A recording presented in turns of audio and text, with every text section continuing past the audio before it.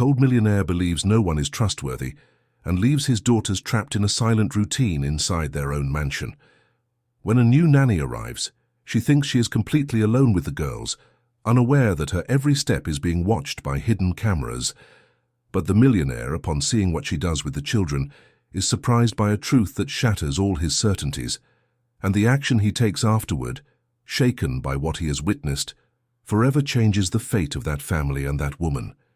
The rain beat hard against the office windows as Arthur Blackwood signed another contract.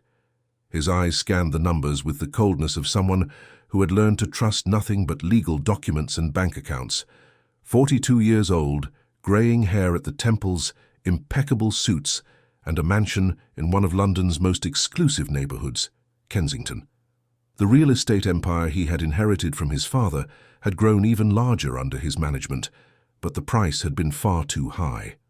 On the other side of the house, two little girls sat on the Italian leather sofa, so quiet they seemed like statues. Eleanor, 8, had her brown hair tied, back in a ponytail too perfect for a child. Her brown eyes watched the television without really seeing it, while her fingers nervously toyed with the hem of the pale pink dress the housekeeper had chosen. Beside her, Sophie, 6, discreetly sucked her thumb, a habit that had returned 3 years ago and that no one had managed to break. The two were watching a silent cartoon, the screen's glow the only thing illuminating their pale faces. Arthur put the documents in his leather briefcase and looked at his watch. 6 o'clock. The new nanny would arrive early tomorrow, the 13th in 3 years. He sighed, pulling open a desk drawer where he kept a thick folder of resumes and reports. All of them. They had all failed the test. The first had lasted 2 weeks, the last only 5 days. The pattern was always the same. They arrived with polite smiles, impeccable references, and speeches about their love for children. Then, invariably, the money would disappear. He stood up and walked to the window, observing the illuminated city below. London was teeming with life, while his house remained in a sepulchral silence. 3 years. 3 years since Isabella had left, taking all the light from that place with her. The accident had been quick, the doctors said. She hadn't suffered, but he suffered every day, and worse, his daughters suffered in a way he didn't know how to fix. The intercom buzzed. Arthur answered with a grunt. "Mr. Blackwood, Mrs. Gable is leaving now." The housekeeper's formal voice sounded through the device. "Already," he replied curtly. Mrs. Gable was the housekeeper who looked after the house, a 50-year-old woman who arrived at 7 in the morning and left at 7 at night, keeping everything immaculate. She cooked, cleaned, organized, but she didn't stay to look after the girls in the evening. For that, he needed a nanny, someone to spend the day with them, to take them to school, to be present. Someone he could trust. But trust. That word had become a cruel joke in his life. Arthur descended the marble staircase, his Italian shoes echoing in the silence. He passed the living room where the girls remained seated, so well behaved it was painful. Eleanor glanced at him for a second, expecting something, but he just nodded and kept walking. He couldn't. He no longer knew how to hug them, how to play, how to be the father Isabella would have wanted him to be. In his office, he began preparations for the next day. He opened the safe built into the wall behind the Italian landscape painting and took out a thick envelope. £10,000 in £50 notes, arranged in perfect stacks. He placed the money on the desk in plain sight, as he always did. Then he checked the cameras discreetly installed in every room of the house. 12 state-of-the-art cameras with night vision and crystal-clear audio, all working perfectly, all broadcasting to the monitor. In his private room, the one he kept locked and that no one but him knew about. Tomorrow he would pretend to leave for an important meeting. He would tell the new nanny he would be out all day, that she would have complete freedom to care for the girls.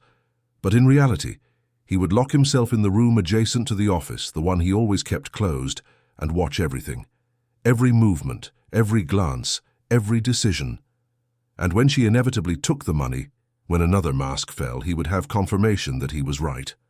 That people were all the same. That no one really cared about his daughters, only about what he could pay. Arthur returned to the living room. The girls were now lying on the sofa, Sophie almost asleep. Eleanor stared at the ceiling with that distant expression she had adopted, as if she were always somewhere else far away, far from the cold house and the absence of affection. "Time for bed," he said in a neutral voice. Eleanor got up immediately, taking her younger sister's hand with a responsibility that shouldn't exist in an 8-year-old. Sophie mumbled, still half asleep, but obeyed. They climbed the stairs slowly, 2 small figures in that enormous house, and Arthur followed them at a safe distance. He wouldn't know what to say if he walked beside them. In the second-floor hallway, he stopped at the door of the room they shared. Eleanor was already helping Sophie change into her pajamas, carefully brushing her sister's teeth. She did everything herself, never complained, never asked for help. Arthur watched for a moment, feeling a strange tightness in his chest, but he quickly pushed the feeling away. Emotions were dangerous. Emotions had destroyed him when Isabella was gone. "Good night," he said from the doorway. "Good night, Daddy," Eleanor replied softly. Sophie just looked at him with those big, sad eyes, saying nothing. She hardly spoke anymore. The doctors said it was normal, that children process loss in different ways. But it had been 3 years and she remained silent. Arthur closed the door and went to his own room. He lay down on the king-size bed that seemed too large for one person and stared at the ceiling. Tomorrow would be another day. Another test, another disappointment. The cycle never ended. He picked up his phone and opened the file with the new nanny's information. Claire Bennett, 34 years old, secondary school education complete, vocational course in early childhood education, single mother of 2, had worked for 10 years as a nanny and caregiver. Excellent references from previous families. Address in Croydon, a simple neighborhood, far from the affluent area where he lived. The photo showed a woman with a simple face, short brown hair, a gentle smile, just like all the others. Arthur turned off his phone and closed his eyes. There was no point in getting his hopes up. Tomorrow it would all repeat itself. She would enter his home with promises of care and dedication. He would set the trap. She would fail. And then he would fire her, add another name to the list of disappointments, and start looking for the 14th nanny. Sleep was slow to come. When it finally arrived, it brought with it confusing dreams where Isabella was still alive, where his daughters laughed loudly, where his home had warmth and life. But they were only dreams. The reality that awaited him upon waking would be the same as always. Cold, controlled, predictable. Outside, the rain continued to fall on London, washing the streets, but unable to wash away the invisible wounds Arthur carried. And in a distant neighborhood, in a simple 2-room flat, Claire Bennett prepared the clean uniform she would wear the next day, never imagining she was about to enter a house where she would be tested in ways she could never imagine, not knowing that this job would change her life and the lives of 2 sad little girls in ways no one could foresee. The night wore on, and the city continued to breathe, millions of lives intertwined in stories that crossed paths without people noticing. In a few hours, 2 of those lives would meet, and nothing would ever be the same again. The alarm clock rang at 5 in the morning. Claire opened her eyes in the darkness of the small room she shared with her 2 children, Liam, aged 10, and Chloe, aged 7. The soft sound of the children's breathing as they slept calmed her, even amidst the morning rush that awaited her. She got up slowly, trying not to make a noise, and went to the tiny bathroom in the hallway. As she got ready, Claire thought about the new job. The agency had been clear. A high-profile family, a widowed businessman, 2 little girls. The salary was good, better than anything she had ever received. Too good, in fact. But she couldn't afford to question it. The bills were overdue, the rent was due in a week, and her mother needed more medicine. She quickly made coffee, left notes for Liam and Chloe, who would wake up in an hour to go to school, and kissed each of them on the forehead before leaving. The first bus was at 5:40, and she couldn't miss it. It was a 2-hour journey to the affluent neighborhood of Kensington where Mr. Blackwood's mansion was located. The journey was long. Claire took the opportunity to mentally review everything she knew about childcare, educational games, and first aid. She carried some materials in her bag that she always had with her: colored pencils, paper. a worn-out little storybook that her own children no longer used.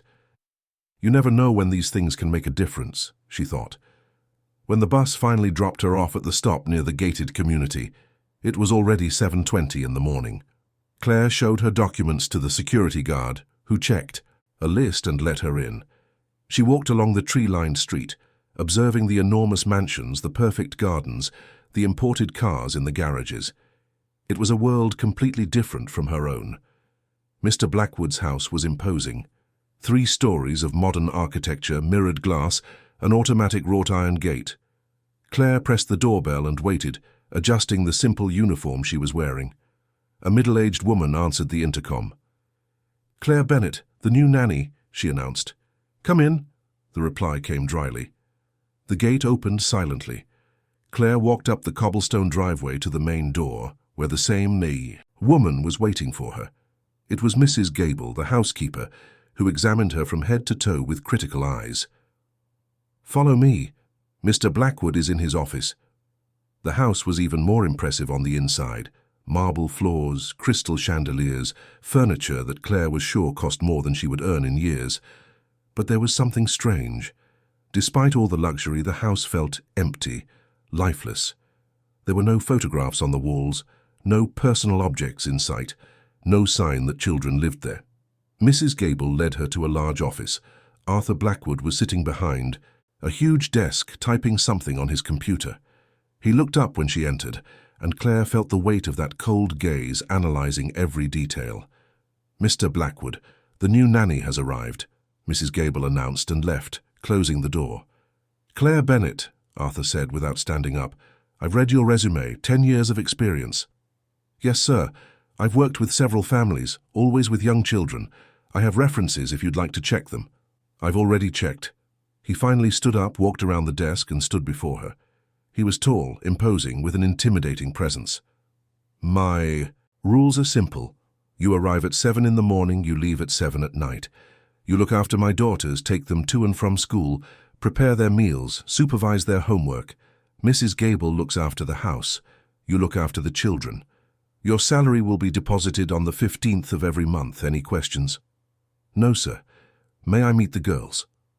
Arthur hesitated for a moment, something fleeting in his eyes before they returned to their usual coldness. "They're in the living room, and look, I have to leave now for an important meeting. I'll be out all day. You'll be alone with them. Mrs. Gable is leaving at noon today. It's her day off. Can you handle that on your first day?" "Of course, sir. You can rest assured.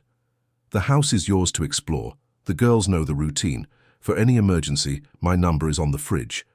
He picked up his jacket and briefcase. "Oh, and Claire, anything you need, feel free to help yourself.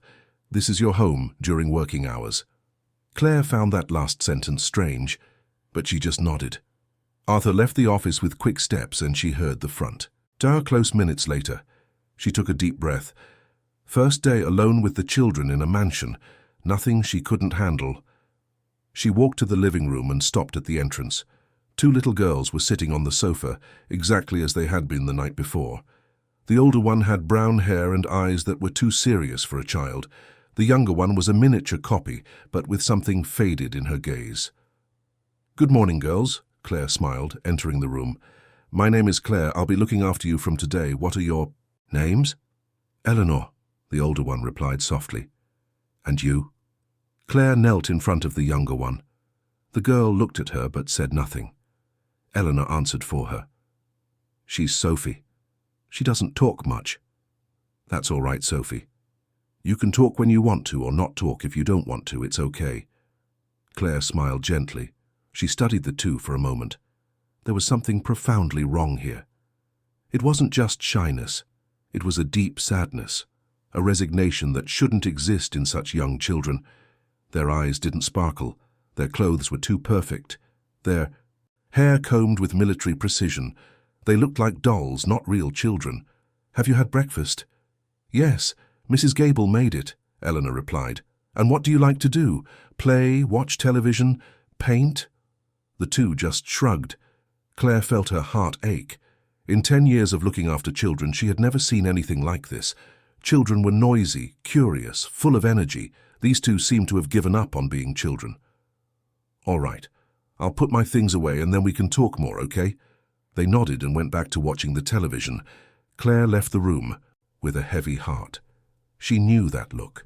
It was the look of someone who had lost something important and didn't know how to get it back. As she explored the house to understand where everything was, Claire noticed more disturbing details. The girls' rooms were immaculate but lacked personality.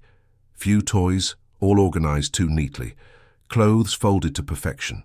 No drawings on the walls, no childish mess. It was as if no one really lived there. In the kitchen, she found Mrs. Gable preparing lunch. "Are the girls always this quiet?" Claire asked carefully. "Always." Mrs. Gable didn't look up from the pot. "Since their mother passed. Mr. Blackwood doesn't like noise and they've learned to be quiet." "How long have you worked here?" 2 years. I've seen many nannies come and go. The master is demanding." There was something in Mrs. Gable's tone that sounded like a warning, but Claire didn't want to press. She returned to the living room where the girls remained motionless and decided she needed to do something different. "Girls, can you show me where your toys are?" Eleanor stood up obediently and led her to a room on the second floor. It was a playroom, but it looked like a shop. Everything organized, labeled, perfect. Claire noticed that many toys were still in their packaging. "You don't play with these toys." "Daddy doesn't like a mess," Eleanor explained in that low, controlled voice. "I see." Claire felt something break inside her. "What if I told you that today we can make a little mess, just for today, so I can get to know you better?" For the first time, she saw a flicker of something in Eleanor's eyes. Curiosity, perhaps. Hope. "We can?" "Yes, we can. And then we'll tidy everything up before your father gets home. What do you think?" Sophie looked at her sister, and Eleanor looked at Claire. There was so much fear there, so much apprehension about doing something wrong. But there was also an immense desire, a hunger for something they hadn't had in a long time. And so it was that on that first day, in a silent mansion in the heart of London, 2 sad little girls began to remember what it was like to be children again. Meanwhile, in a room adjacent to the office, Arthur Blackwood watched everything through a high-definition monitor. The room was small, dark, with only a comfortable armchair, the surveillance equipment, and a side table with coffee. He had cancelled the fictitious meeting minutes ago and had settled in there as soon as he pretended to leave the house. The cameras captured every angle of the residence with perfect clarity. He watched Claire enter the living room, the gentle way she knelt to speak to the girls, the smile that seemed genuine. They all started like that. They all seemed sincere at first, but it was only a matter of time until their true nature revealed itself. It was always a matter of time. Arthur adjusted the audio to hear the conversation better. He saw when Claire realized something was wrong with his daughters, saw the real concern cross her face. Good actress, he thought cynically. She knew exactly what to do, which expressions to use. But soon, very soon, she would enter the office. The morning passed slowly. Claire returned to the playroom with the girls, and Arthur watched in surprise as she actually started taking toys off the shelves, building blocks, dolls, cars. She sat on the floor, something none of the previous nannies had done, and began to play genuinely. "Shall we build a house?" Claire suggested, stacking colourful blocks. Eleanor hesitated, looking at the door as if expecting someone to appear and scold her. But then, slowly, she picked up a red block and placed it next to Claire's. Sophie watched, her thumb still in her mouth. "That's it. What are your favourite colours?" "Pink," Eleanor whispered. "Pink is beautiful. And you, Sophie? Do you like pink too?" Sophie took her thumb out of her mouth for a second and pointed to a blue block. Claire smiled. "Blue, like the sky. Shall we make a blue and pink house then? A house where 2 princesses live." And for the first time, Arthur saw his youngest daughter smile. It was a small, shy smile, but it was there. Something stirred inside him, uncomfortable, but he pushed the feeling away. It meant nothing. It was just a matter of time. The game continued for almost an hour. Claire had infinite patience, letting the girls explore, asking questions, making up stories about the princesses who lived in the blockhouse. She didn't look at her watch once, showed no haste or impatience. She was simply there, present. When the clock struck 11:30, Mrs. Gable appeared at the door. "I'm going to prepare the girls' lunch before I leave. Would you like anything?" "No need to worry, Mrs. Gable. I'll make their lunch. You can go and take care of what you need to." Mrs. Gable seemed surprised but nodded and left. Claire got up from the floor, stretching her back. "Girls, shall we help make lunch? Do you like to cook?" Eleanor's eyes widened. "We've never done that." "Never?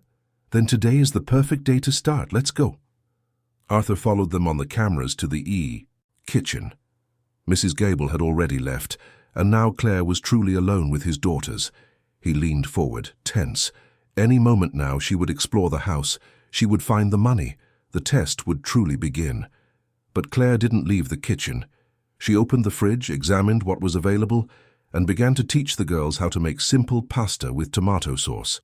She had Eleanor break the eggs, held Sophie's hand to help her stir the sauce. She hummed as she cooked, a soft tune that Arthur didn't recognize. "Did you know that cooking is like magic?" Claire said. "We take different things and turn them into something delicious." "Like real magic?" Eleanor asked, and there was something different in her voice. Curiosity, interest. "Exactly. Look, tomato, onion, garlic, each one has its own flavor. But when we put them all together with care, it becomes something completely new." Arthur watched, confused. Why was she wasting time with this? Why wasn't she taking advantage of being alone to explore the house? The office was right there, just a few steps away. The money was waiting. But Claire didn't go to the office. She served lunch to the girls, sat at the table with them and talked. She asked about school, about what they liked to study, about their dreams. Eleanor, always so reserved, began to talk a little more. Sophie didn't speak, but her eyes were more alive, watching everything with attention. After lunch, Claire washed the dishes with the girls beside her, teaching them how it was done, turning even that domestic chore into something fun. She made soap bubbles and let the children pop them, eliciting shy giggles. It was almost 2 in the afternoon when Claire finally left the kitchen. Arthur sat up in his chair. Finally. She would go to the office now.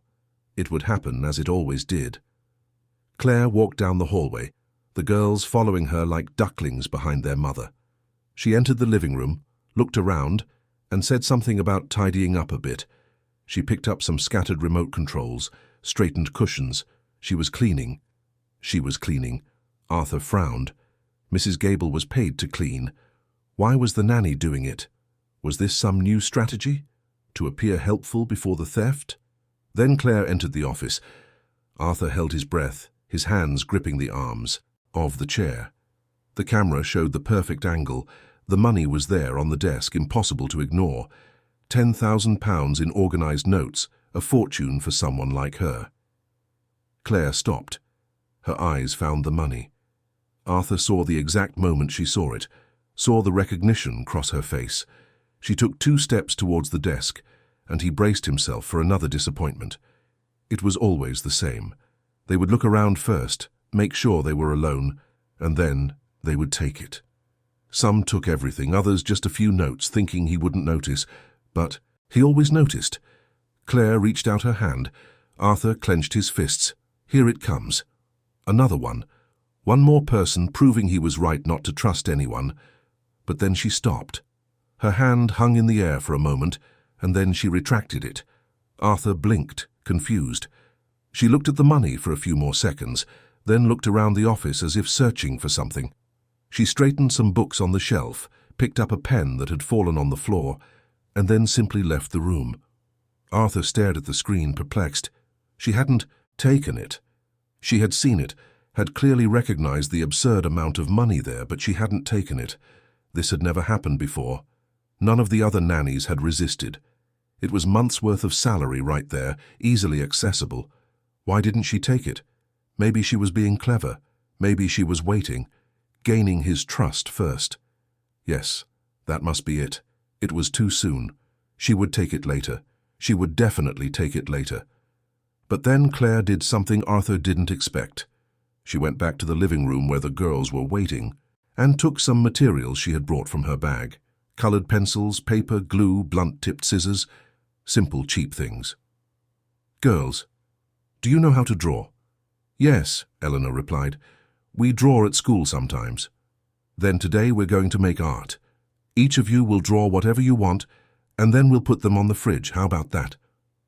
Sophie looked at Eleanor with that fearful expression, but Claire noticed.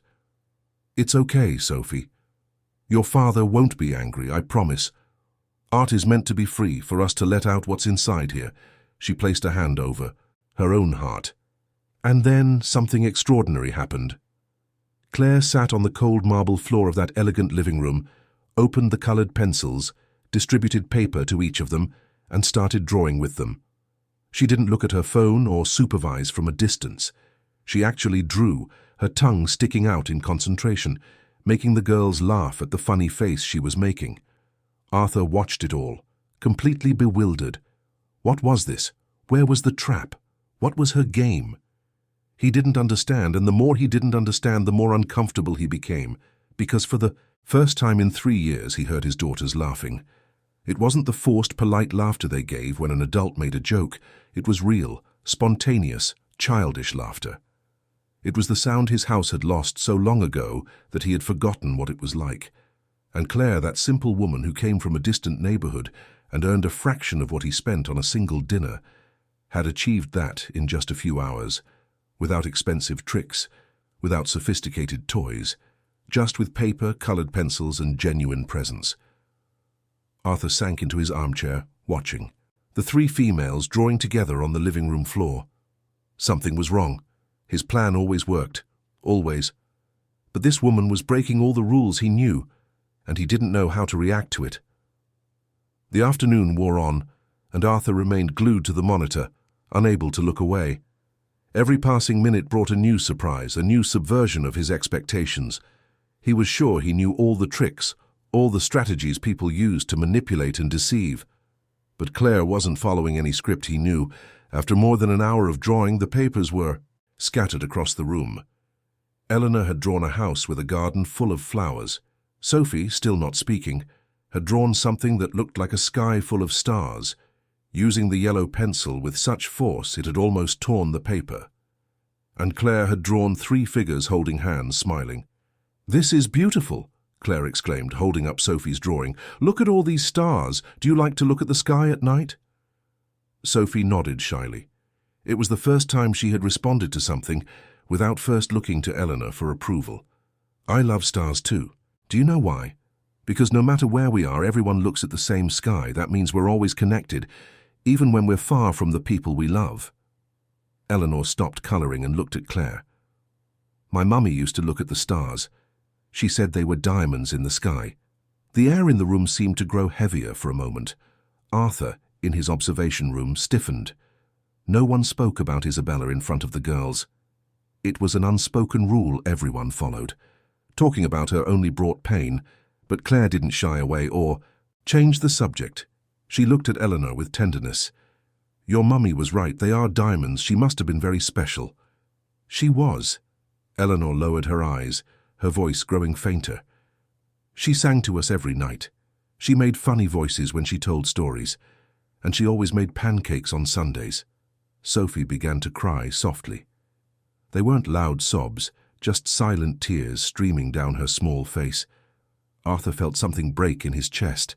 He wanted to turn off the monitor, to leave that room, to not hear this, but he was paralyzed.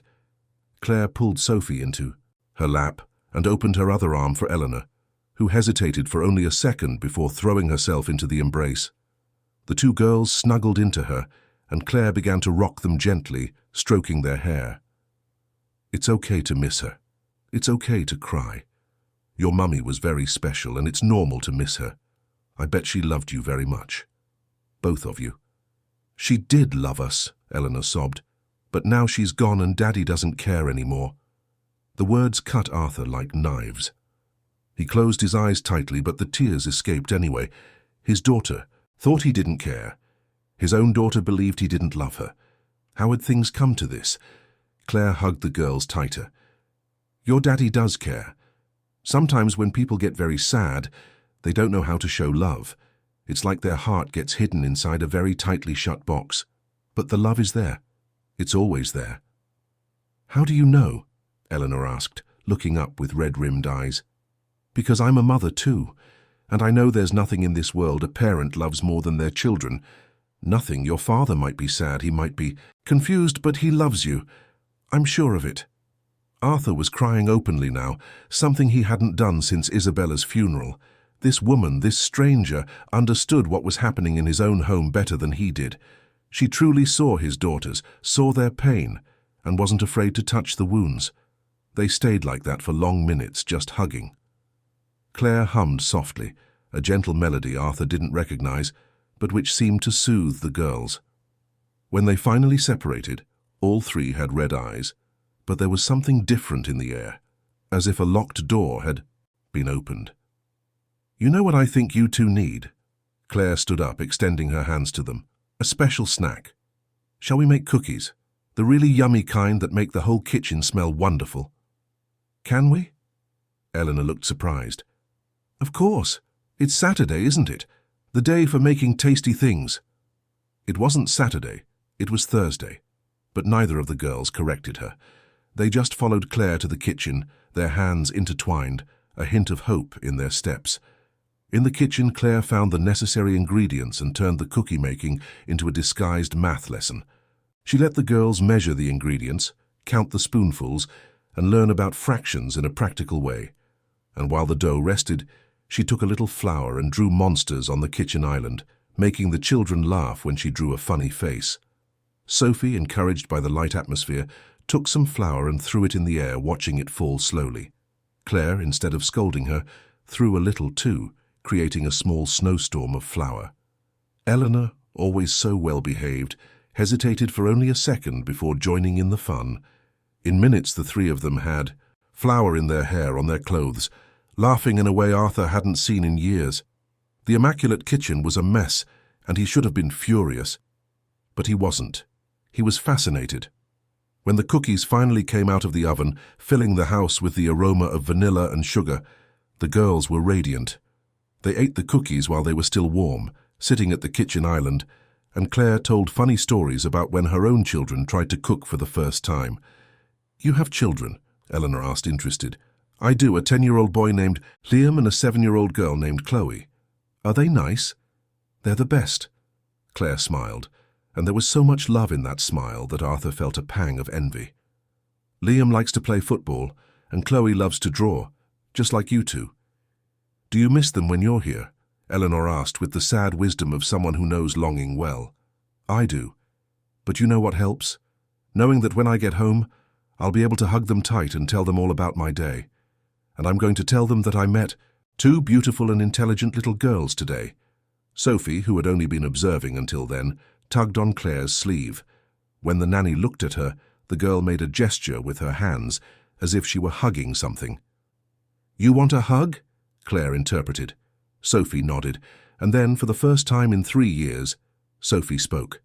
Her voice was hoarse, quiet, but it was there. Hug. Arthur let out a sound that was half laugh, half sob. His daughter had spoken. After so much time in silence, she had said a word. And it wasn't just any word. It was hug. Claire didn't make a big deal of it. She simply wrapped Sophie in a tight embrace, kissed the top of her head, and murmured, "As many hugs as you want, my love. As many as you want." Eleanor joined the hug, too, and the 3 of them stood there, in the messy kitchen filled with flour and cookies, creating something that house hadn't had in a long time, creating moments, creating memories, creating love. Arthur watched it all, his heart both breaking and beginning to heal. He had been a fool, a blind, proud fool who had wasted 3 precious years testing people, distrusting everyone, building walls around himself and his daughters. And in the process, he had lost the most important thing. He had lost the connection with the only people who truly mattered. This woman, with her modest salary and simple clothes, had more richness in her heart than he had in all his bank accounts. She understood what was truly worthwhile. She knew that love wasn't measured in money or expensive gifts, but in presence, in time, in genuine attention. and she had given all of that to his daughters in just one day, a single day, while he, with all the resources in the world, had failed for 3 whole years. The afternoon continued with more games. Claire taught the girls how to make bracelets with string she had in her bag. She combed Sophie's hair with infinite patience, making different braids and letting the girl choose which one she preferred. She helped Eleanor organize a small talent show where each of them had to do something funny. And through it all, she never went back to the office. She never showed any interest in the money. Not once did she look at the expensive objects in the house with greed or envy. She was completely present for the children, as if nothing else in the world mattered. When the clock struck 5:30, the sun was already beginning to set. Claire took the girls to the back garden, a huge space that was rarely used. They ran across the grass, chased butterflies, and picked wildflowers that grew in the corner.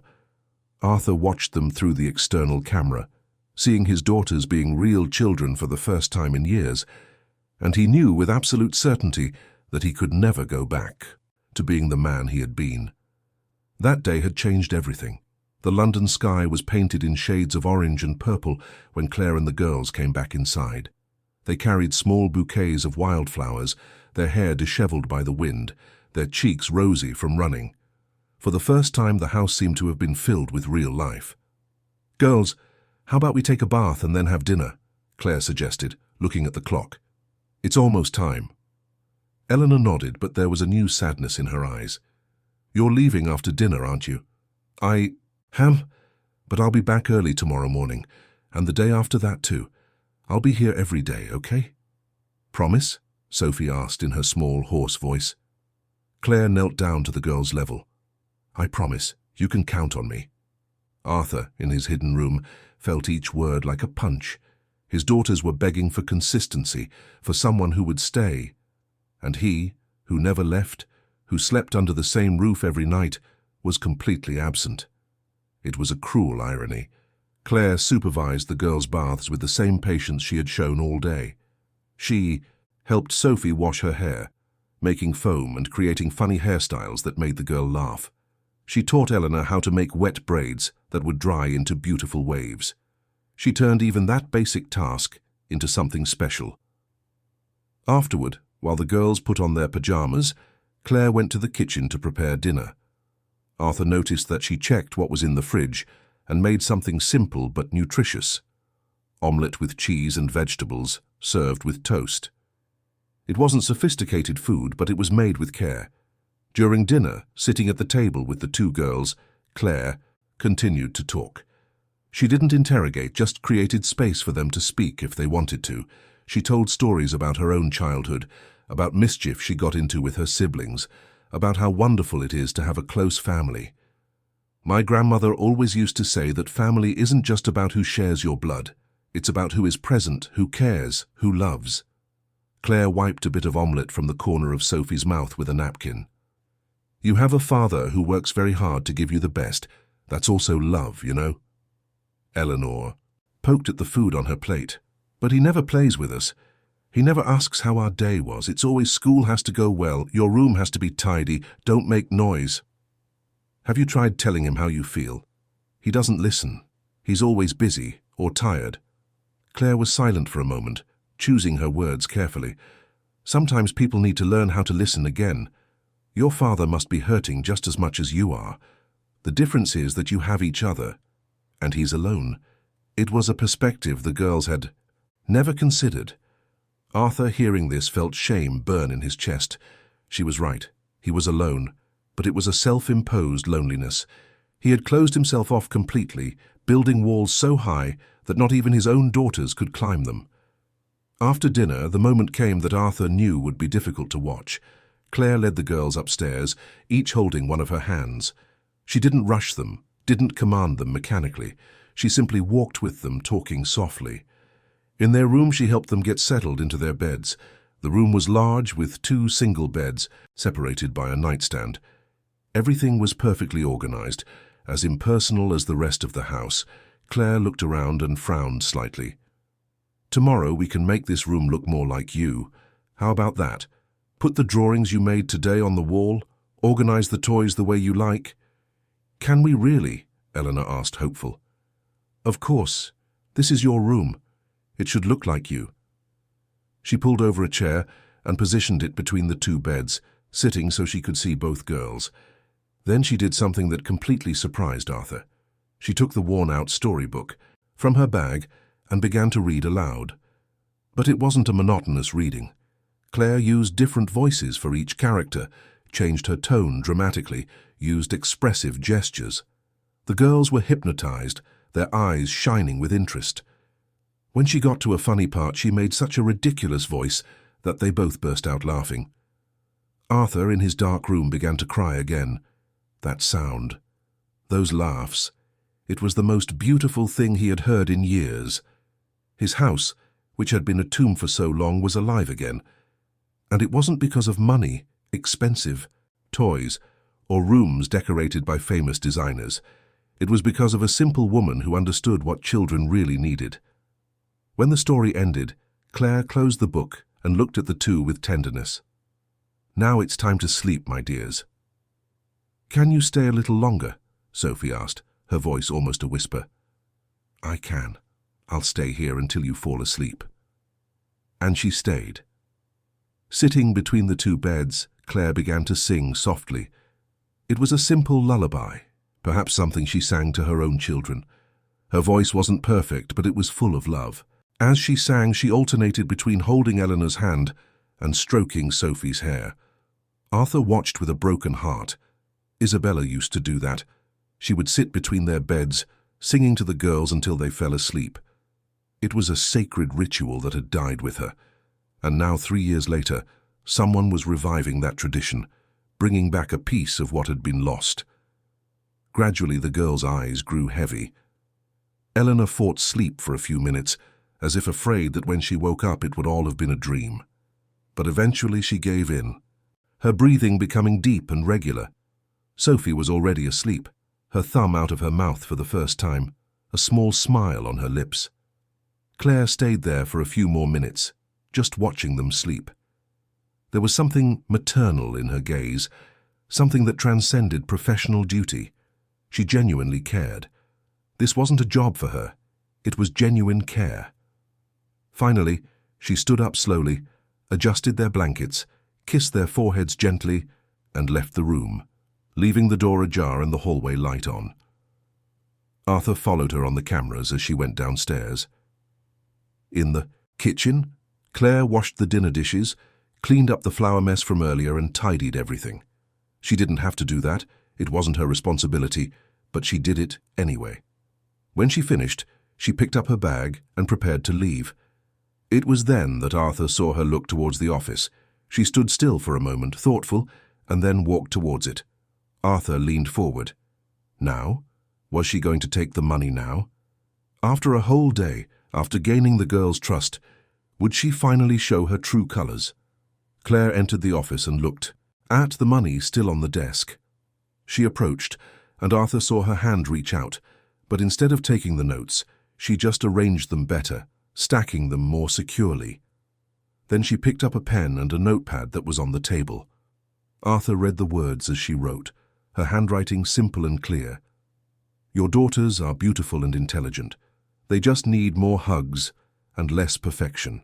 And the money in the office is out in the open. It would be better to keep it somewhere safe." She didn't mention anything about temptation, about how much, or that money represented to someone in her situation. She didn't boast about her honesty. She simply showed genuine concern, as if she were warning a friend about an unlocked door. Claire left the note on the kitchen table, clearly visible, picked up her bag, and left through the front door.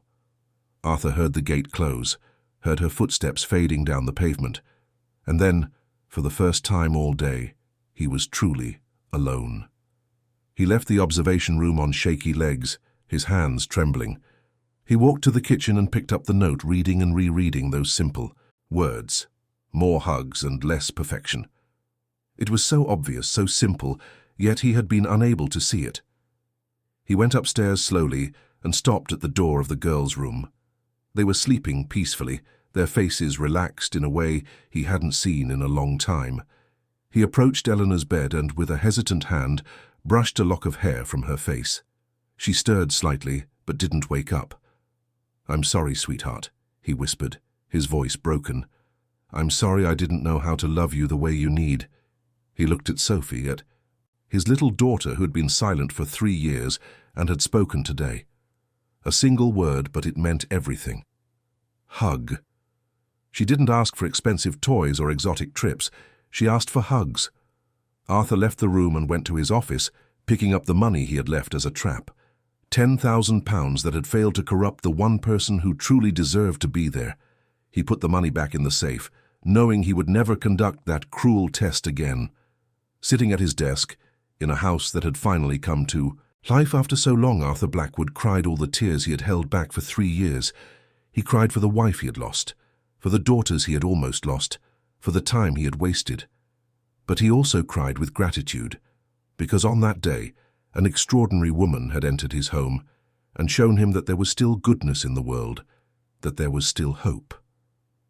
Arthur didn't sleep that night. He sat in his office, Claire's note in his hands, reliving every moment of that day through the recordings. He watched again as she found the money and simply left it there. He saw his daughters laughing, playing, being children again. He heard Sophie saying "hug" over and over, as if he couldn't believe it had really happened. Around 3 in the morning, he picked up his phone and started searching. He had Claire Bennett's address from her resume, and the internet made it easy to find out things about people. He felt bad invading her privacy like this, but he needed to understand. He needed to know who this woman was who had transformed his daughters in just a few hours. Her address was in Croydon, in a simple, distant neighborhood. Using Google Maps, Arthur examined the street. Small houses, many with bars on the windows, old cars parked along the road, a world completely different from his. He zoomed in and saw children playing in the street, clothes drying on makeshift washing lines. Real life, raw and unfiltered. He hesitated, but then he dialed the number of his personal assistant, Peterson. It was 3:30 in the morning, but Peterson was well paid precisely to be available when needed. "Hello, Mr. Blackwood?" Peterson's sleepy voice answered. "Peterson, I need you to investigate someone for me, but discreetly, very discreetly." "Of course, sir. Who?" "Claire Bennett. I'll send you the details. I want to know everything. Where she worked before, financial situation, family, everything. But no one can know I'm investigating. It's important." "Understood, sir. I'll start first thing in the morning." Arthur hung up and sent Claire's information. Then he went back to watching the recordings. There was something about her, in the way she treated his daughters, that made him want to cry and smile at the same time. She had a naturalness, an authenticity he hadn't seen in years, perhaps had never seen. As the sun began to rise over London, Arthur finally went up to the girls' room. They were still asleep, and he sat on the floor between their 2 beds, just watching. Eleanor had a slight smile on her face, something he hadn't seen since before Isabella left. Sophie was curled up as always, but she seemed less tense, less frightened. He reached out and lightly touched Sophie's hair. She stirred but didn't wake up. It was a simple touch, something that should be natural for a father, but for Arthur it felt monumental. He had grown so distant, built so many barriers, that even basic gestures of affection seemed impossible. "I'll try," he whispered to his sleeping daughters. "I'll try to be the father you deserve. I promise." It was almost 6 in the morning when he returned to the office. He had an important meeting at 9, but he couldn't think about work. His mind was filled with images from the previous day, of the girls' laughter, of Claire's care. At 7 o'clock sharp, the doorbell rang. Arthur stood up quickly and went to the door. It was Claire, punctual, in the same simple uniform and with her gentle smile. "Good morning, Mr. Blackwood." She seemed surprised to see him. "I thought you would have already left for work." "Good morning, Claire." Arthur struggled to keep his voice steady. "Actually, my meeting is later. I wanted to talk to you before the girls wake up." A look of concern crossed her face. "Did I do something wrong yesterday?" No, quite the opposite." Arthur gestured for her to come in. "Please, let's go to the kitchen." They walked in silence to the kitchen, illuminated by the morning light. Arthur indicated a chair and Claire sat, visibly nervous. He poured coffee for both of them, trying to gather his thoughts. "I saw the note you left," he began. Claire's face turned red. "Oh, yes. I'm sorry if I was intrusive, sir, but that money was so exposed and I was worried." "Why didn't you take it?" The question caught her by surprise. "What do you mean?" "There was £10,000 there, Claire, out in the open, accessible. You were alone. No one would have known. Why didn't you take it?" She looked at him as if he had asked why she hadn't stolen the refrigerator. "Because it's not mine. I wouldn't take something that doesn't belong to me, no matter how much it is. That's how my parents raised me." Arthur felt a tightness in his chest. "Even if you need that money, even knowing how much it could help your family." Claire was silent for a moment, stirring her coffee. "Mr. Blackwood, I don't know what you know about my life, but yes, I need money. I have 2 children to raise on my own. My mother is ill. The rent is overdue. But stealing is not a solution. I work. I make an effort. I do what I need to do, honestly. That's how I want my children to see me. That's how I want to sleep at night. Even if no one ever knew, I would know. And that's enough." Arthur had to look away. The simplicity of that answer, the absolute integrity, was something he had forgotten existed. He had spent so much time in the business world, where everyone had ulterior motives, where every gesture was calculated, that he had convinced himself there were no good people left. "You have a special way with the girls," he said, changing the subject. Claire's face lit up. "They are wonderful children, Mr. Blackwood. Intelligent, sensitive, creative. They just need space to be children. Do you think I don't give them that space?" She hesitated, clearly uncomfortable. "It's not my place to judge how you raise your daughters, but you have an opinion. I'd like to hear it." Claire took a deep breath. "All right. With all due respect, Mr. Blackwood, your daughters are suffering. They lost their mother, which is terrible, but they feel they've lost their father too. They need you, not your money or expensive toys. They need hugs, playtime, time. They need to know they are loved." The words were harsh but true. Arthur felt tears burn in his eyes and fought to hold them back. "I don't know how to do that. I don't know how to be that father." "Then learn. It's not too late, Mr. Blackwood. Your daughters are still young. You still have time." "How? How do I learn?" Claire smiled gently. "Start small. Ask them how their day was. Sit on the floor and play. Read a story before bed. Hug them more. It's simple, but it makes all the difference." Arthur nodded, absorbing every word. "Can you teach me? I know it's not part of your job as a nanny, but can you show me how to connect with them?" Claire seemed touched. "Of course, Mr. Blackwood. It would be an honor." At that moment, small footsteps sounded on the stairs. Eleanor appeared in the kitchen, still in her pajamas, her hair disheveled. She stopped upon seeing her father there, surprised and apprehensive. "Good morning, sweetheart," Arthur said, his voice softer than usual. "Good morning, Daddy," she replied quietly. Claire stood up. "Good morning, Eleanor. Come on, let's make breakfast together." Eleanor looked at her father, still confused by his presence, but went to Claire. Arthur watched them interact, the naturalness with which Claire spoke, how she made even simple tasks seem fun. His phone rang. It was Peterson. "Excuse me, I need to take this," he said, leaving the kitchen. "Mr. Blackwood, I have some preliminary information on Claire Bennett," Peterson began. "Tell me." "She lives in a rented 2-room flat in Croydon with her 2 children and her mother. The rent is 3 months overdue. The landlord has already threatened eviction. She has worked as a nanny for 10 years, always with excellent references. She wakes up at 4:30 in the morning to take 2 buses to work. Her children attend a state school. Their grades are good. Her mother has diabetes and heart problems. The medication is expensive. She pays for basic utilities like electricity and water in installments to manage everything. She has no credit card debt because she doesn't have a credit card. She lives on the edge, sir, but has never failed to care for her children or her mother." Arthur closed his eyes. "Go on." "There's more. At her last job, the family offered her a Christmas bonus of £5,000. She was very grateful, but asked if they could give half in cash and half in food and medicine for her mother. She said she needed that more than the money. Her former employers speak very highly of her. said they've never seen anyone so dedicated. Anything else? Yes, she volunteers on Sundays at a community nursery near her home. She receives nothing for it, does it because she likes to help. The children there adore her. Oh, and one last thing I found interesting.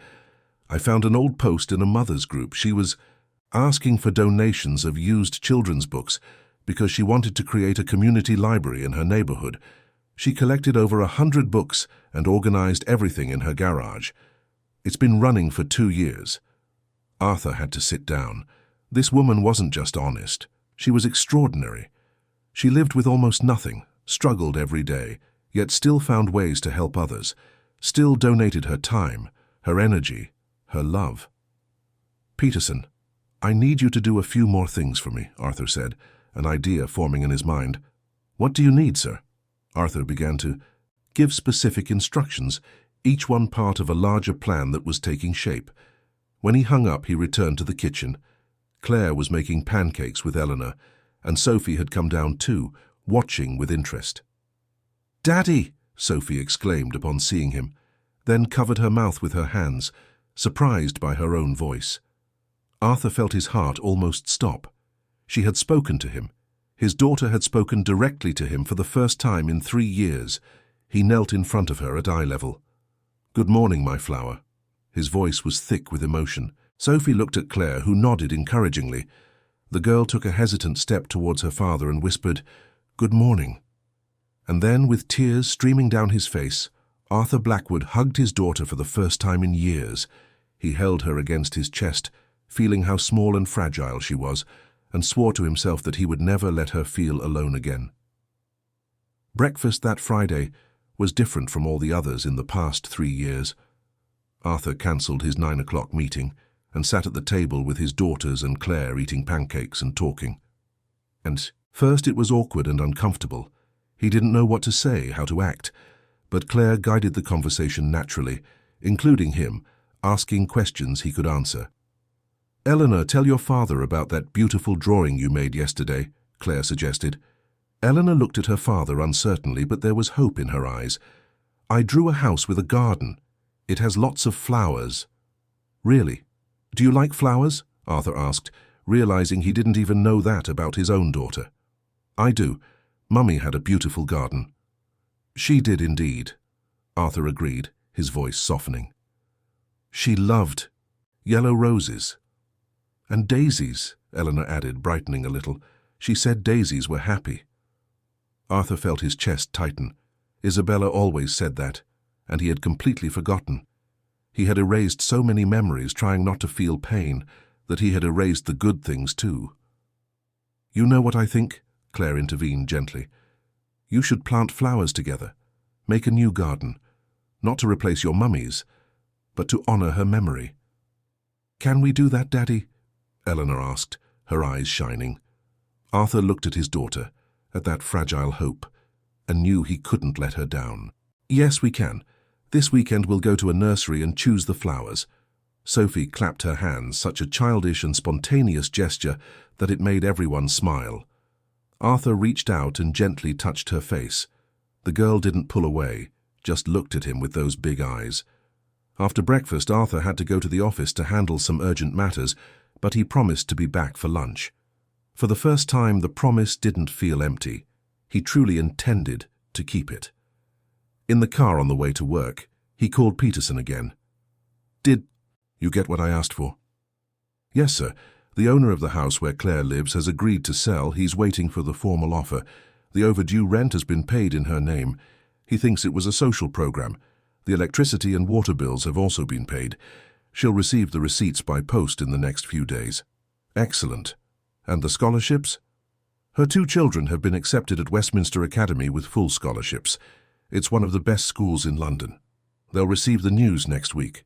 The institution believes they were selected through their social inclusion program.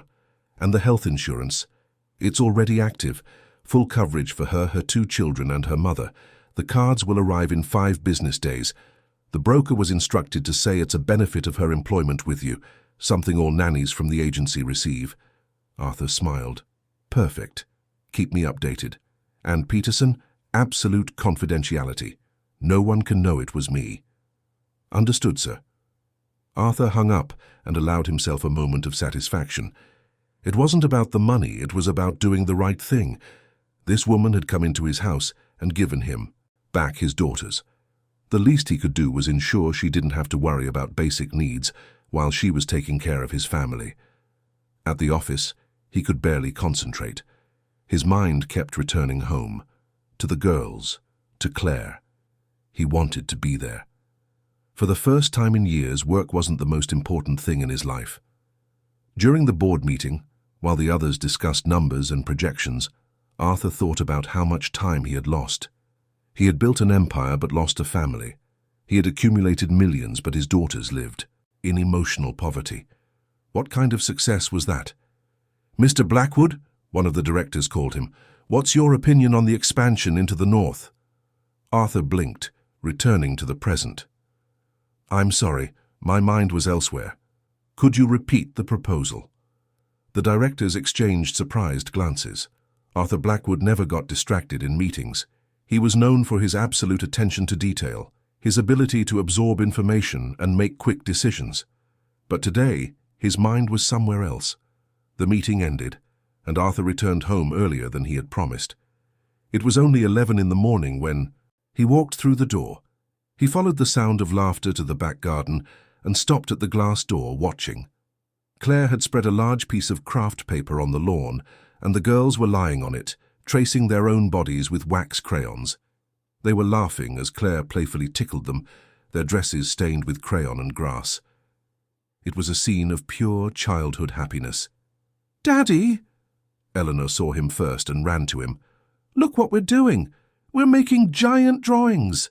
"May I see?" Arthur asked, and the answer came in the form of Eleanor taking his hand and pulling him into the garden. "You have to take off your shoes or you'll ruin the paper," she instructed seriously.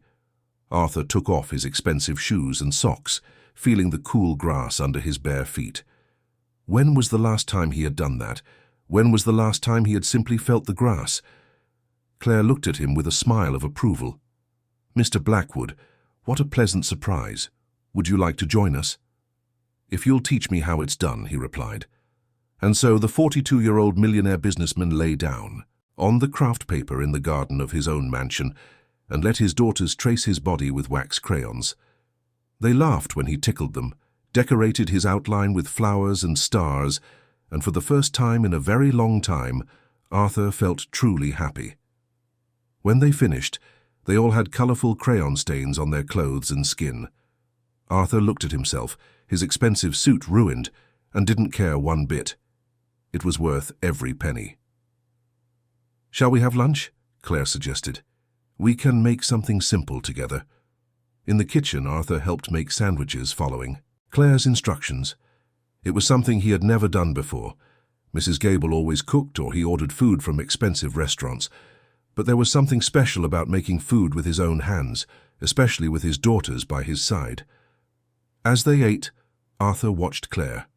The way she interacted with the girls, how easily she laughed, how she turned ordinary moments into special memories. She had a gift, but it was more than that. She had a huge heart, a capacity for love that he had forgotten existed. "Claire, after lunch, could you come with me to the office? I need to talk to you about something important." She looked worried again. "Of course, sir." The girls went to watch cartoons in the living room while Arthur led Claire to the office. He closed the door and indicated for her to sit. His heart was beating fast. What he was about to do was risky but necessary. He couldn't continue with this lie between them. "Claire, I need to be honest with you about something." He took a deep breath. "The first day you worked here, I didn't go to any meeting. I was at home the whole time." "What do you mean?" "I was watching you through cameras." He saw the shock cross her face and continued quickly. "There are cameras all over the house. I installed them to watch the nannies. And the money you found in the office. It wasn't there by accident. It was a test. I wanted to see if you would take it." Claire's face went through several emotions: surprise, hurt, anger. She stood up from the chair. "You tested me. You set a trap for me." "Yes, and I am deeply ashamed of it." Arthur stood up too. "I did it with all the nannies who worked here for the last 3 years. They all failed. They all took the money. I had convinced myself that people only approached me out of self-interest, that no one really cared about my daughters. But you proved me wrong. So it was all a lie. Your absence, everything. I lied about where I was, yes. But what you did, the love you showed my daughters, that was real. And it changed everything, Claire. You didn't just pass the test. You showed me how wrong I was about everything, how I was failing as a father, how I had lost sight of what really matters. Claire was trembling, her eyes shining with unshed tears. I don't know if I can continue working for someone who doesn't trust me. I do trust you, more than I've trusted anyone in the last 3 years. That's why I'm telling you the truth. I could keep pretending, but I can't build anything real on lies. Arthur took a step towards her. I'm asking for your forgiveness, Claire, and I'm asking for a chance. Not just to continue caring for my daughters, but to teach me how to be the father they deserve. Why would I do that? Why should I trust you? Because you've seen how my daughters are suffering. Because yesterday, for the first time in 3 years, I saw them truly happy. Because you have a gift that I need to learn, not for me, but for them. Claire was silent for a long moment, wiping away the tears that finally fell. And the cameras, are they still active? I'll disable them all now, in front of you. The only ones that will remain are the external ones, for security. You have my word. He opened his laptop, accessed the system, and began to disable one camera at a time. Claire watched as each feed went dark, until only the cameras at the gate and in the front garden remained active. Done. No more surveillance, no more tests, just a person trying to be better. Claire wiped her face. All right, I'll stay, but not for you, Mr. Blackwood, for those 2 girls out there who desperately need love. And I'll teach you to be a father, but you have to promise you'll really try. I can't do this alone. I promise I'll do everything you say. I'll learn. Then let's start now. Claire squared her shoulders, regaining her composure. Go to the living room and ask the girls what they want to do this afternoon, and whatever they say, you do it. No phone, no distractions. Just be present. Arthur nodded and left the office with a lighter heart. He had confessed his mistake and had been given a second chance. He wasn't going to waste it. The following weeks brought profound changes to the house that had once felt like a mausoleum. Arthur started coming home from work earlier, sometimes leaving in the middle of the afternoon, so he wouldn't miss snack time with the girls. He learned by watching Claire imitating her patience, her way of turning ordinary tasks into special moments. The next weekend, as promised, they went to the nursery to choose flowers. Arthur watched as Claire let the girls touch the plants, smell the flowers, and choose what they liked best. She didn't rush, didn't control. She just guided them gently. Daddy, this one. Eleanor pointed to a rosebush with yellow buds. Just like Mummy's. Arthur felt the familiar pain, but this time he didn't run from it. Perfect. Your mother would have loved to know you chose this one. Sophie pulled his hand and led him to a bed of white daisies. He knelt beside her. Happy daisies? He asked, remembering what Isabella used to say. Sophie nodded vigorously, a huge smile on her face. Arthur bought 3 daisy plants, 2 yellow rose bushes, and several other flowers the girls chose. At the checkout, Eleanor picked up a packet of sunflower seeds. Can we plant these too, Daddy? They're Claire's favorite.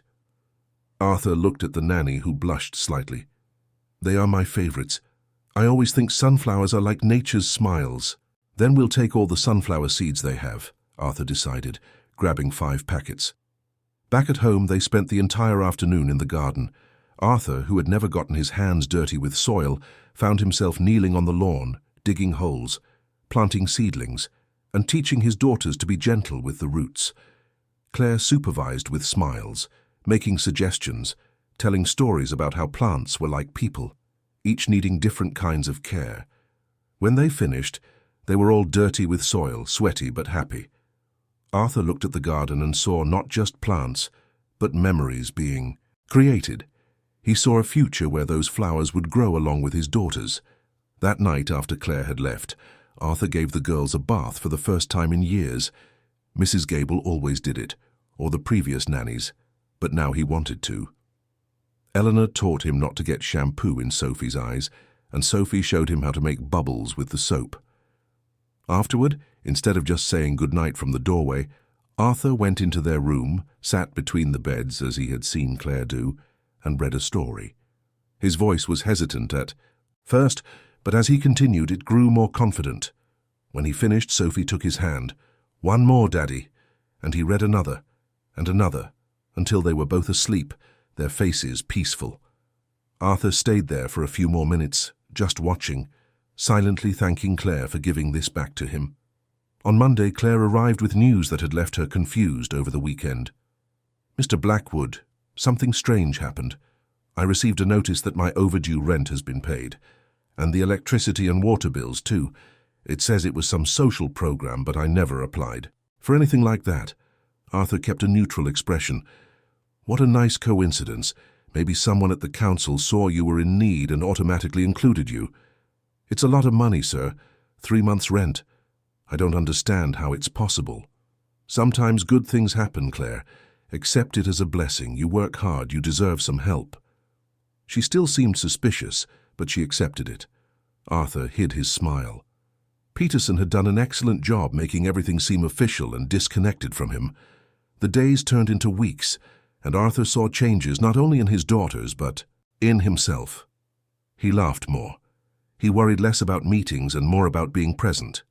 He began to delegate more at work, trusting his team, something he rarely did before. One afternoon, he came home to find Claire teaching the girls how to make chocolate fudge. The kitchen was a glorious mess of chocolate and condensed milk.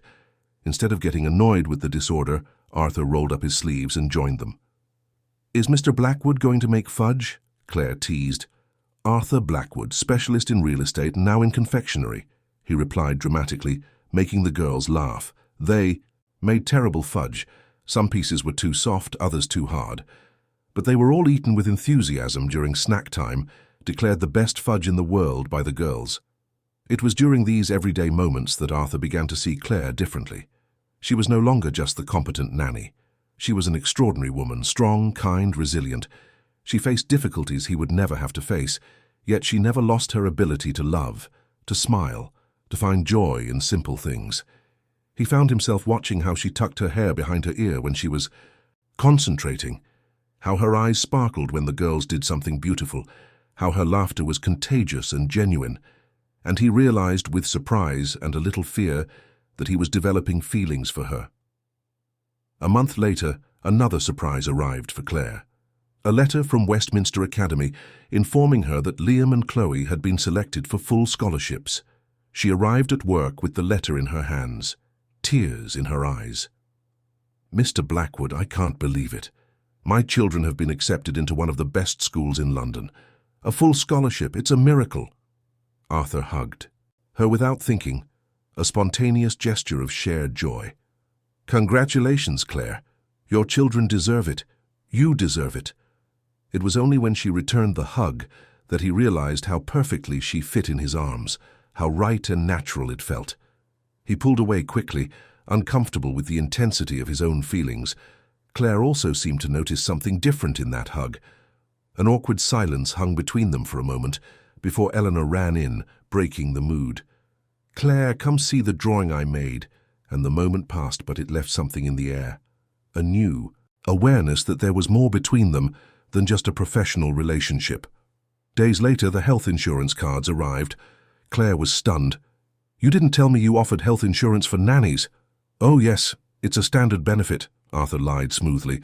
"I thought the agency had mentioned it." "But this is so generous, sir. Full coverage for me and my family. Even my mother is included." "I value those who work for me, Claire, and you take care of my daughters. It's the least I can do." She hugged him again, tight and long. "Thank you. You don't know what this means. My mother's medicine is so expensive, and now she can finally see the cardiologist she needs. Thank you." Arthur returned the hug, breathing in the simple scent of soap she used, feeling her warmth. And he knew without a doubt that he was in love. In love with his daughter's nanny, with the woman who had saved his family, with the most extraordinary person he had ever met. But he couldn't say anything. It would be inappropriate. She worked for him, depended on him financially. Any declaration could be seen as pressure or an abuse of power, so he kept his feelings to himself, allowing them to grow in silence. Claire, for her part, was also changing. She watched Arthur transform from a cold, distant man into a present and loving father. She saw his vulnerability when he played on the floor with his daughters, the tenderness when he hugged Sophie, the pride when Eleanor showed him a drawing. And she began to see not just the millionaire boss, but the man behind the facade. One Saturday, Arthur had an idea. He called Claire aside while the girls were playing. "I've been thinking of doing something special. I want to take the girls to an amusement park tomorrow. But they've never been to a place like that, and I don't really know how it works either. Could you come with us? I know it's your day off, but I'd pay extra, of course." Claire smiled. "You don't need to pay extra, Mr. Blackwood. I'd love to go, but can I bring my children too, so they can meet Eleanor and Sophie?" Arthur hesitated for only a second. He had built so many walls, kept his life so private. But then he thought about how good it would be for his daughters to have friends, how good it would be to meet Claire's children. Of course, that would be wonderful. On Sunday, Arthur drove to Croydon to pick up Claire and her children. It was the first time he saw where she lived. The flat was tiny on a busy street, but it was clean and organized. There was love there, that was obvious. Children's drawings on the walls, family photos, real life. Liam and Chloe were polite and shy at first, but Eleanor and Sophie welcomed them with enthusiasm, and within minutes they were chatting like old friends. At the park, Arthur saw Claire in a completely new light. She was relaxed, laughing as her children ran from one ride to another. She wasn't just the professional and caring nanny. She was a fun mother, a vibrant woman full of life. They went on roller coasters, carousels, haunted houses. Arthur held Sophie's hand when she got scared, shared cotton candy with Eleanor, and found himself laughing more that day than he had in years. And through it all, his eyes kept returning to Claire. At the end of the day, exhausted and happy, they returned home. Arthur dropped Claire and her children off in Croydon, but before she got out of the car, he gently touched her arm. "Thank you for today, for everything. You don't know how much it meant." Claire smiled, and there was something different in her eyes too. "It meant a lot to me too, Arthur." It was the first time she had called him by his first name, and that simple change made his heart race. Something was changing between them, something inevitable and scary and wonderful all at the same time. 2 months had passed since the day at the park, and the dynamic in the house had completely changed. The girls were different children, cheerful and communicative. Sophie now spoke regularly, her voice still soft, but full of opinions and stories. Eleanor had regained the lightness of childhood, playing, laughing, and dreaming again. And Arthur himself was a transformed man. But there was a growing tension he couldn't ignore. His feelings for Claire had deepened with each passing day. It wasn't just attraction, although she was naturally beautiful without makeup or artifice. It was deep admiration, immense respect, and something more. It was love, he finally admitted to himself. He was in love with Claire Bennett. The problem was he didn't know what to do about it. She was still technically his employee, although their relationship had evolved into something much closer to a partnership in raising the girls. She now had dinner with them several times a week. She spent entire weekends there when they planned activities with the children, but she always left at the end of the day, always maintained a professional, albeit subtle, line. Arthur saw signs that maybe she felt something too, the way she sometimes looked at him when she thought he wasn't watching. How their hands would accidentally touch, and neither would immediately pull away. How she laughed at his jokes even when they weren't funny. But he wasn't sure, and the fear of being wrong, of ruining what they had built, paralyzed him. One Thursday afternoon, Arthur was in his office when Peterson called. "Mr. Blackwood, I've done it. The landlord has accepted the offer for the house. You are officially the owner of the property where Claire lives." "Excellent. Did you prepare the documents as I asked?" "Yes, sir. The deed is already in her name. The papers will arrive by the end of the week." "Perfect. And the investment fund?" "That's also ready." £300,000 invested in a secure fixed-income fund. It will generate enough for her to never have to worry about money again. Arthur hung up and leaned back in his chair. He was taking huge steps, changing Claire's life in ways she didn't yet know, but it was the only way he knew how to show how much she meant to him. He couldn't say the words yet, but he could show through actions. That evening, Arthur came home to a scene that made his heart hack. Claire was sitting on the sofa with Eleanor, looking at her school report, but there was tension in the air. "This is wonderful, Eleanor. You've improved in every subject," Claire said with pride. "But they're not perfect grades," Eleanor mumbled, looking at her father with concern. Arthur understood immediately. His daughters still carried the fear of disappointing him, still expected perfection. It was a remnant of the man he had been, and it hurt to know he had created that. He sat next to Eleanor and took the report. Good grades in all subjects, some excellent, others just good. They were the grades of a normal, healthy child who was learning and growing. "Sweetheart, do you know what I see here?" Arthur asked gently. "Grades that could be better?" "No. I see a girl who is trying her best, who is learning, and that's all that matters. I don't want perfection, Eleanor. I want you to be happy, to do your best, but most of all to be a child. Okay?" Eleanor looked at him with wide eyes. "Even in maths, I only got a B. Even in maths. In fact, I was always terrible at maths when I was a child. You're doing much better than I was." "Really, Daddy? Really? And you know what my father used to do when I got bad grades? He would take me for ice cream and say that next time I would do better. So, what do you say we go for ice cream now to celebrate these great grades?" Eleanor's face lit up. "Can we?" "Of course, I'll call Sophie. And Claire, are you coming too?" "I don't know if I should intrude, Mr. Blackwood." "Please, consider it part of the job," he said with a smile. But they both knew it wasn't about work.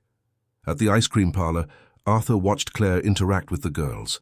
How she genuinely cared about their every small achievement, how she celebrated even the simplest things.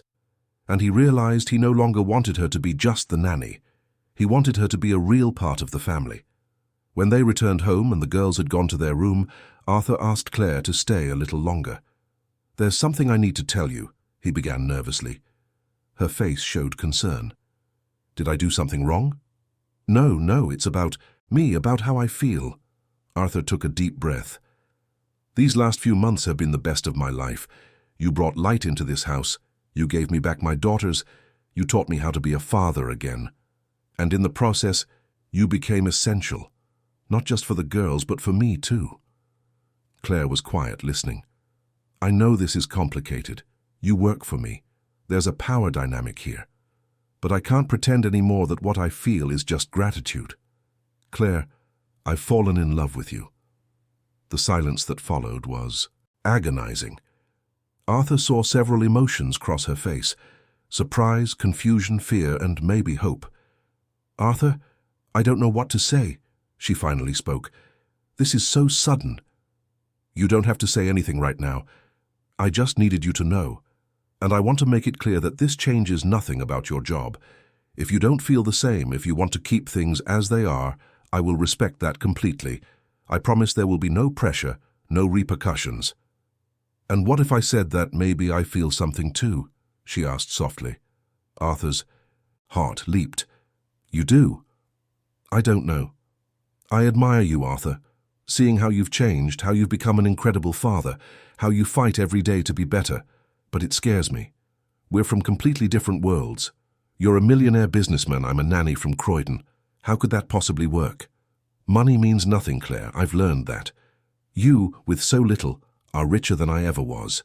You have love, integrity, values. You have everything that truly matters. But people will think I'm with you for your money, that I'm a gold digger." She wiped away a tear. That escaped. "I couldn't bear that." Arthur took her hands. "Anyone who truly knows you would never think that, and anyone who doesn't know you doesn't matter. What matters is what we feel, what the girls feel. They love you, Claire, and I love you too." "I need time to think," she said. "This is too big, too important. I don't want to make a mistake that could hurt the girls." "How much time do you need?" "I don't know. Just some time. Arthur nodded, though he felt his heart tighten. All right, no pressure, but while you're thinking, I want you to know one thing. I love you not in spite of who you are, but exactly because of who you are. And nothing you decide will change how grateful I am for everything you've done for my family. Claire stood up, visibly emotional. I need to go now. I'll see you tomorrow. After she left, Arthur stayed up all night. He had declared his love. He had put his heart on the line. And now all he could do was wait.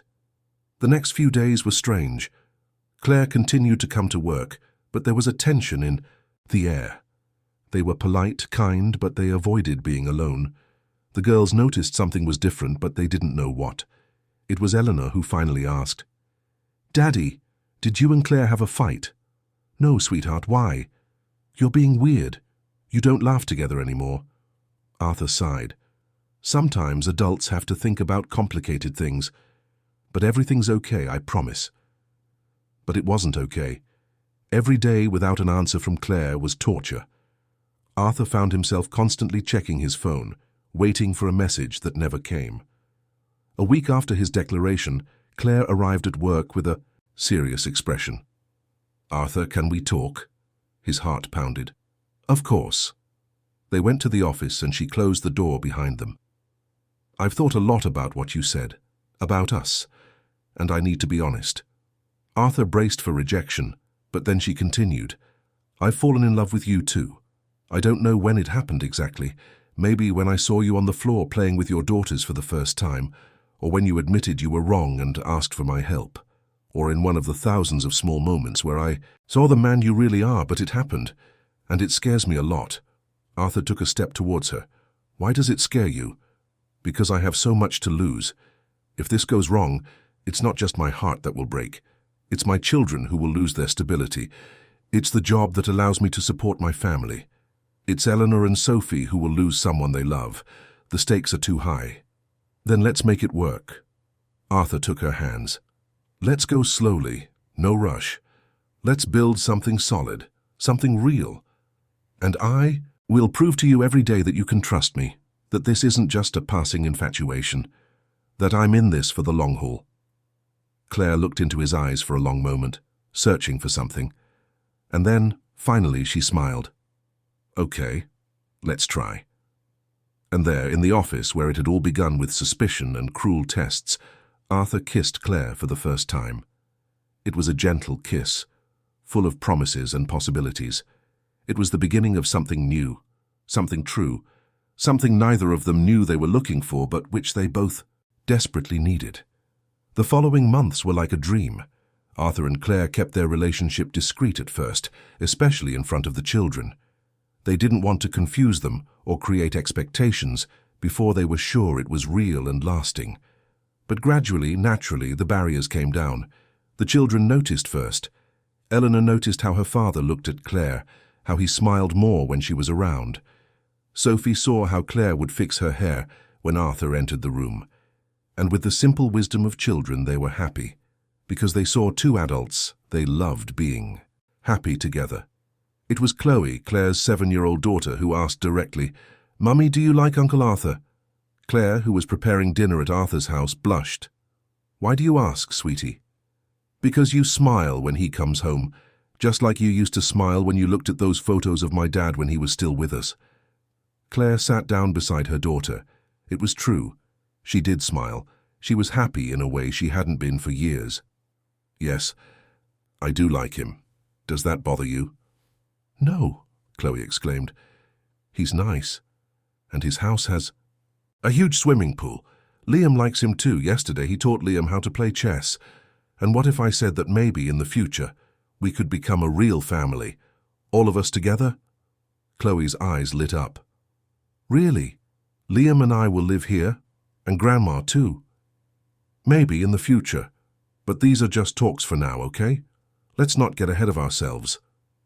But Chloe was already running to tell her brother, and Claire heard them both celebrating upstairs. She smiled, but also felt a tightness in her chest. Was it really possible?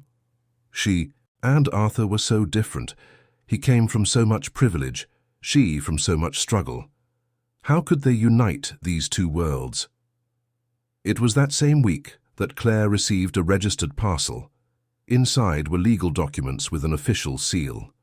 Confused, she opened it and began to read.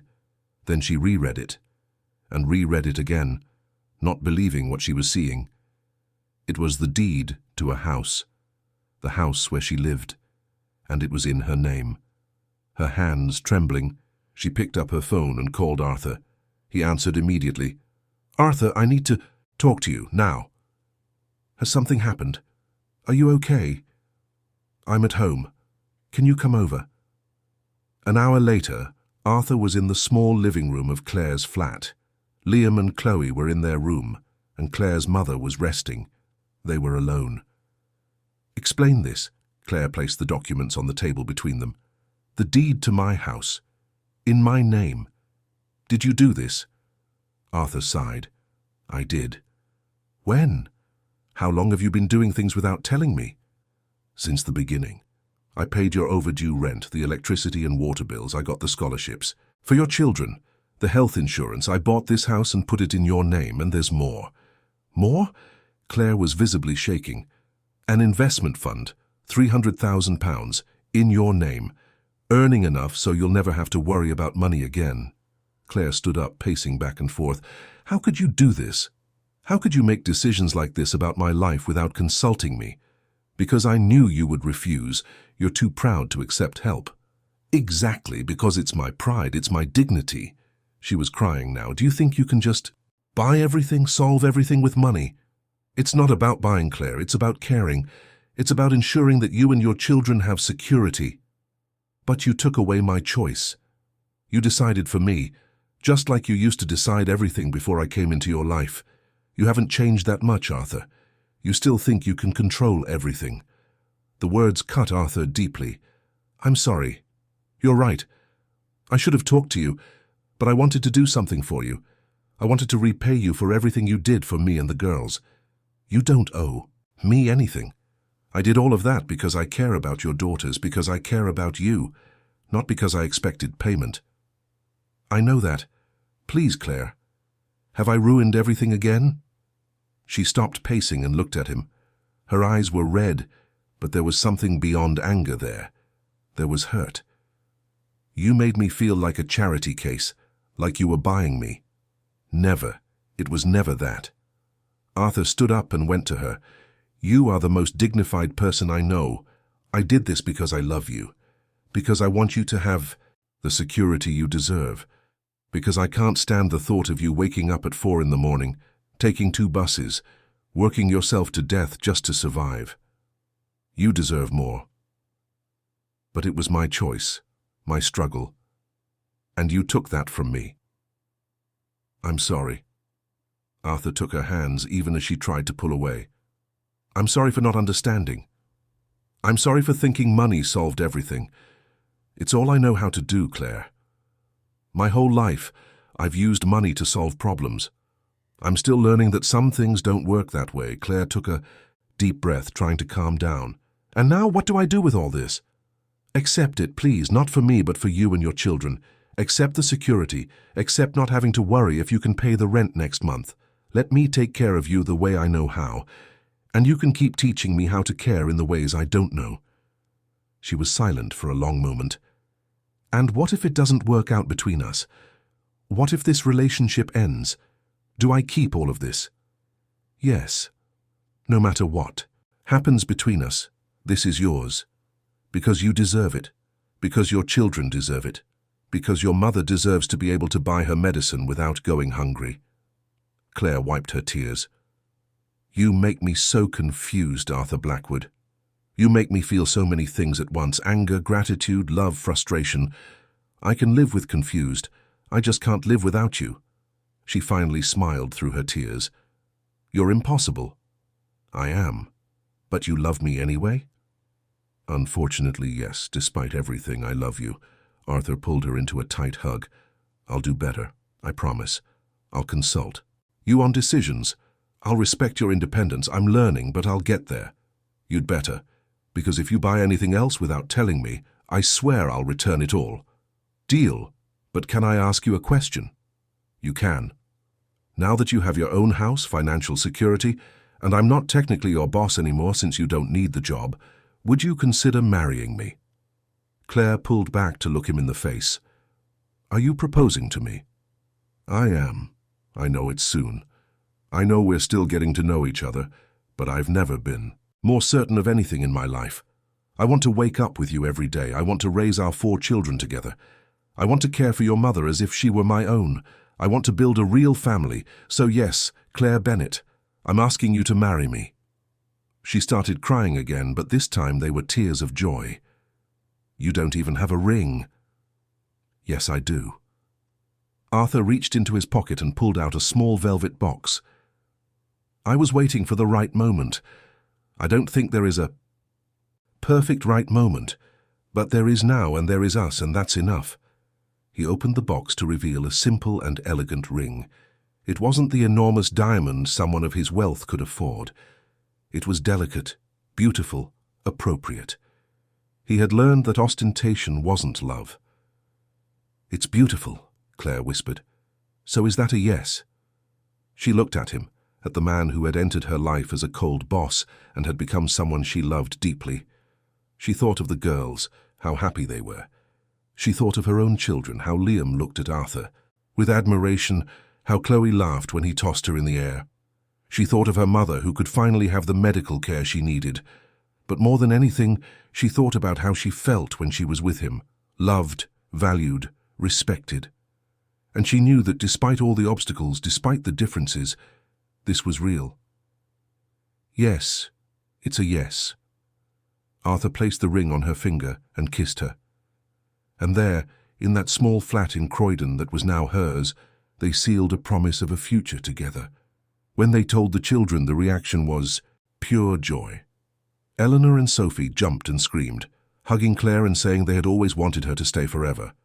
Liam and Chloe were shy at first, but when Arthur knelt and asked if they would accept him as their stepfather, they both hugged him tightly. Claire's mother, Mrs. Bennett, cried tears of joy. "My daughter, you deserve all the happiness in the world, and this man, he's a good man. I can see it in his eyes." The wedding preparations began immediately. Arthur wanted something large and elaborate, but Claire insisted on something simple and intimate. Just close family and dear friends. And as always, Arthur learned to yield, to put her wishes before his. Love had arrived when neither of them expected it, had grown amidst challenges and uncertainties, but had become the most solid and real thing either of them had ever experienced. And now they were about to make official what their hearts had known for months. They were a family. The next 3 months were a delicate dance of preparations and adjustments. Claire kept her job looking after the girls, but now with the prospect that she would soon be an official part of the family. Liam and Chloe spent entire weekends at the mansion, their laughter filling the once silent hallways. Arthur converted 2 third-floor rooms into personalized spaces for Liam and Chloe. He consulted Claire on every detail, learning to include her in the decisions. Liam's room was painted in blues and greys with a large desk for his studies and shelves for his adventure books. Chloe chose lilac and white, with a special corner for her drawings and art supplies. Claire's mother, Mrs. Bennett, would stay in the second-floor suite near the girls' room. Arthur hired a private nurse to help with her. Care but always emphasized that she was the children's grandmother, part of the family, not a patient. One afternoon, while they were watching the rooms being decorated, Claire rested her head on Arthur's shoulder. "Sometimes it still feels like a dream. How our lives have changed so much in less than a year." "You changed my life," Arthur corrected gently. "I was dead inside. You brought me back to life. We saved each other. I was so tired, Arthur, so exhausted from fighting alone. And you gave me a partnership, you gave me support, you gave me love." The wedding was set for a Saturday in December, in the garden of the mansion itself. Claire insisted on something small and intimate, but Arthur couldn't resist a few special touches. He hired a landscape designer to transform the garden into something magical, with lights strung in the trees, flowers everywhere, and a simple but elegant altar. The day before the wedding, the 4 children helped with the final details. Sophie and Chloe made baskets of petals for the ceremony. Eleanor and Liam arranged the chairs. They worked together with a harmony that warmed Arthur and Claire's hearts. "Do you think it will work?" Eleanor asked Liam as they adjusted ribbons on the benches.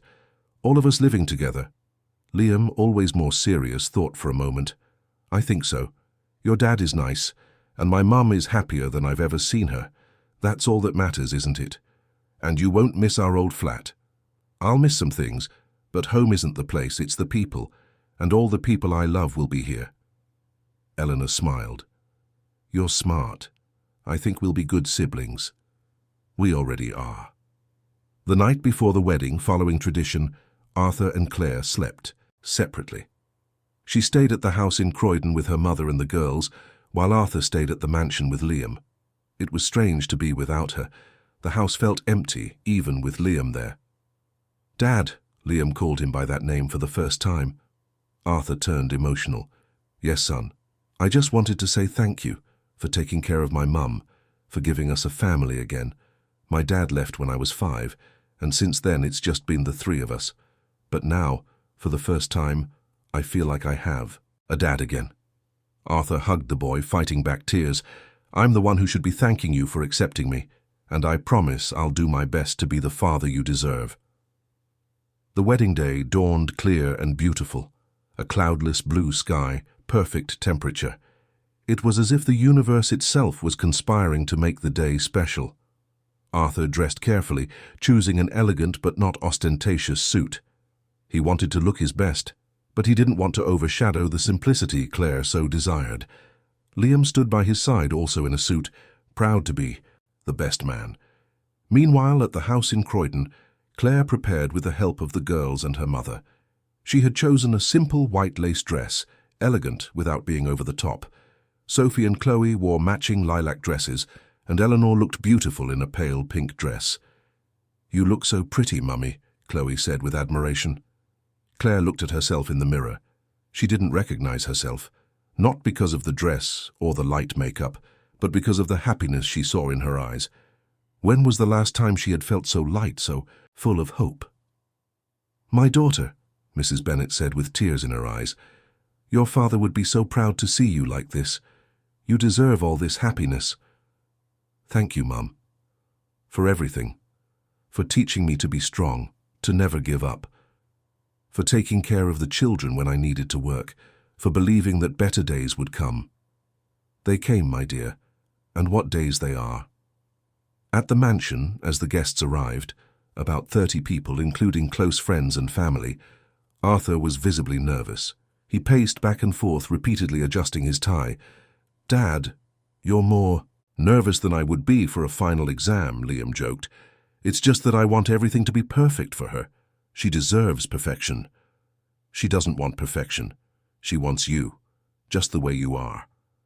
"When did you get so wise?" "I learned from my mum." Finally, the music began. It wasn't the traditional bridal march, but a soft guitar melody that Claire had chosen. The guests stood up. Sophie and Chloe came first, scattering flower petals along the path with huge smiles. Then Eleanor, carrying the rings on a small cushion, her steps careful but confident. And then finally Claire. She walked arm in arm with Liam, who had insisted on giving his mother away. There was no veil covering her face, just a simple flower crown in her hair. But to Arthur she was absolutely breathtaking. When she reached the altar and Liam placed her hand in Arthur's, the boy whispered, "Take good care of her." "With my life," Arthur promised. The ceremony was conducted by a registrar who was a friend of Arthur's. The words were simple but profound. They exchanged vows they had written themselves. "Claire," Arthur began, his voice thick with emotion, "you came into my life when I was lost, when I had given up on being human. You showed me there was still goodness in the world, that there were still reasons to smile, to live. You gave me back my daughters, and in the process, you gave me back myself. I promise to spend the rest of my life making you happy, learning from you, loving you and our 4 children with every fiber of my being." Claire wiped away tears before she began. "Arthur, when we met, you were a broken man, hiding behind walls of mistrust. And I was a tired woman just fighting to survive. But together we healed each other. You showed me that I don't have to carry everything alone, that it's okay to ask for help, that I deserve love and care. And I watched you transform into the most incredible father, the most generous man. I promise to love you in all your moments, to support you in all your challenges, and to build a home with you filled with love and laughter." When they exchanged rings, the 4 children applauded before the registrar even finished the ceremony. The moment the registrar said, "You may now kiss," was celebrated with shouts of joy from the girls. The reception was held in the same garden. Simply decorated tables, delicious food from a caterer Claire had chosen. But the highlight was the cake, a simple 3-tiered cake decorated with fresh flowers that Sophie and Chloe had helped pick out. During dinner, Arthur stood up to make a toast. He looked at his new family, at the radiant Claire by his side, at the 4 children sitting together laughing, at Mrs. Bennet wiping away tears of joy. A year ago, I was convinced that people were all selfish, that no one did anything without expecting something in return. Then Claire walked into my house and proved me completely wrong. She showed me that kindness exists, that integrity is real, that true love is priceless.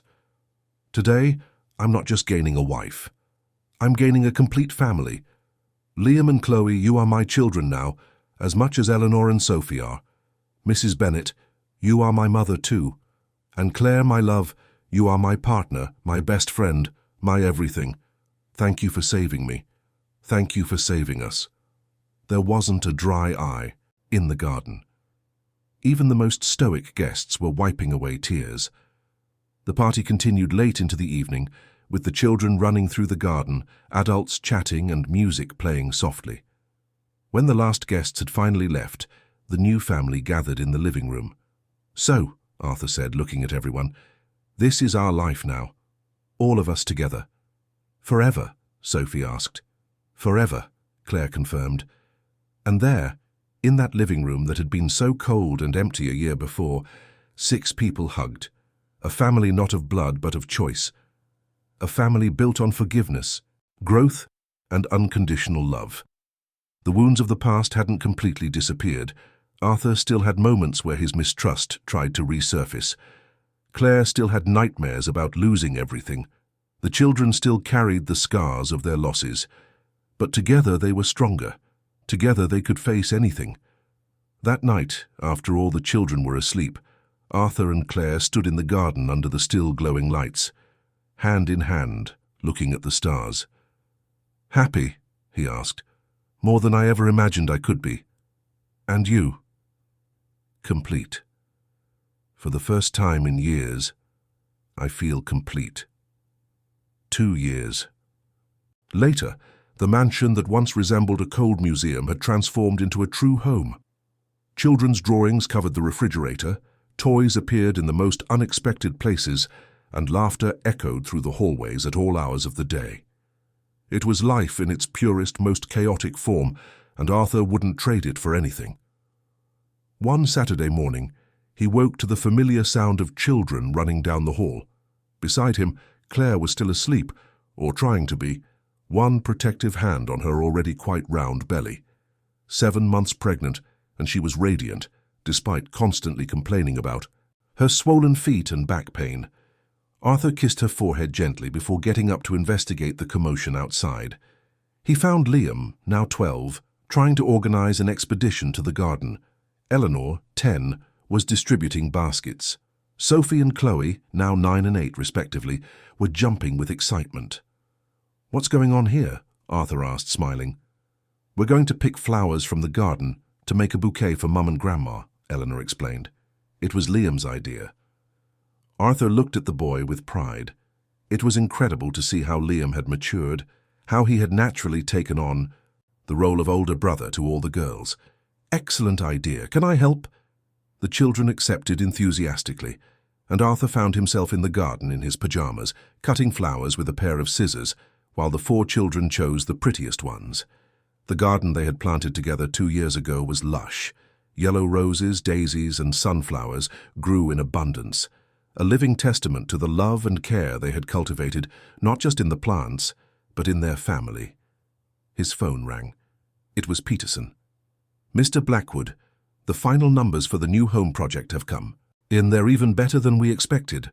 The New Home Project was an initiative Arthur had created a year after marrying Claire. Inspired by the transformation in his own life, he had diverted half of his company's profits into social projects.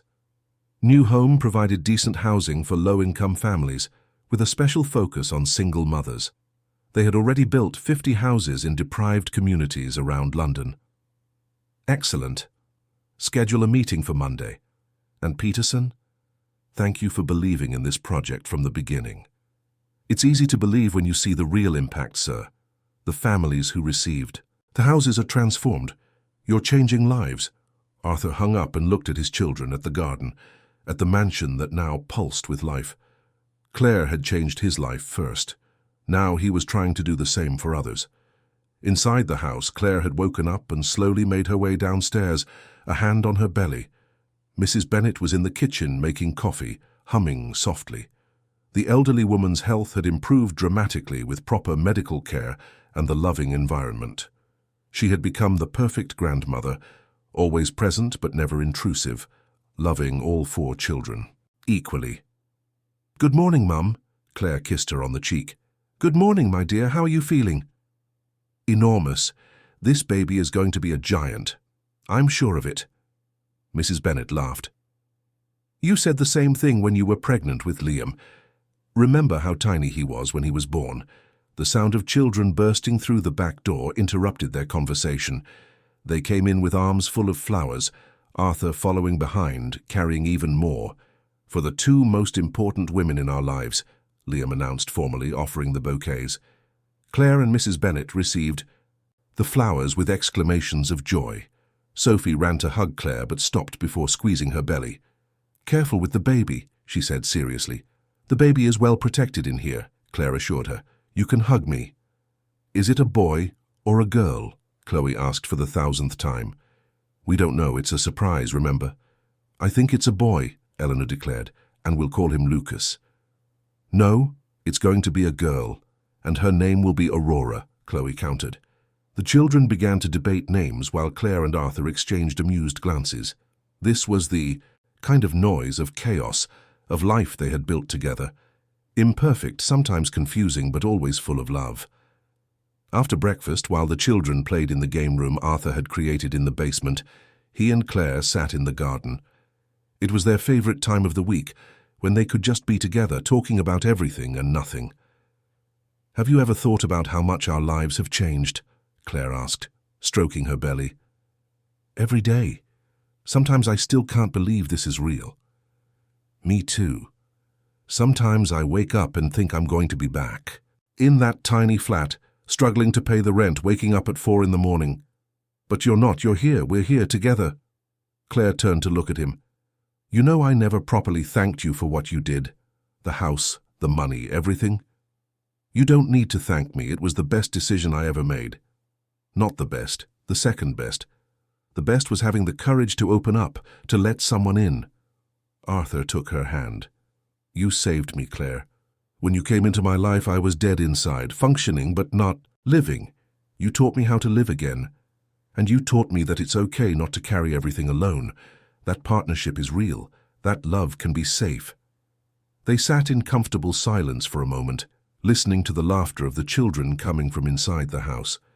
The sound was music to Arthur's ears. "You know what I was thinking?" Claire said. "About that first day, when you left the money in the office to test me." Arthur winced. "Don't remind me of that. It was one of the most shameful things I've ever done. But I understand why you did it. You were hurt, scared, building walls to protect yourself. And you tore them all down with kindness, with love, with patience. We healed each other. That's the truth." The baby kicked hard, and Claire placed Arthur's hand on her belly so he could feel it. "Strong," he commented, amazed, "just like his mother. Or just like his father. Stubborn." They laughed together, and Arthur thought about how easy it was to laugh now.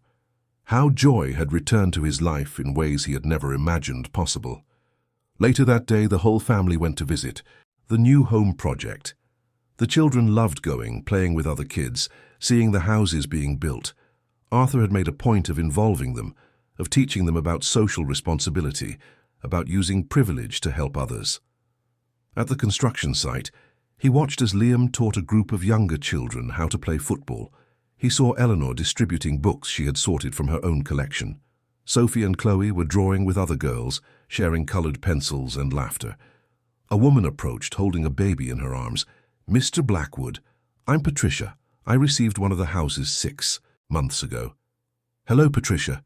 How are you settling in?" Tears filled her eyes. "You have no idea what this house has meant to me. I was living with my sister, sharing a room with my 3 children. Now we have our own space, security. My children have a garden to play in. It's a miracle." "It's not a miracle, it's justice.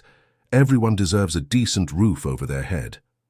"Even so, thank you, from the bottom of my heart. I'll work hard to make it worthwhile."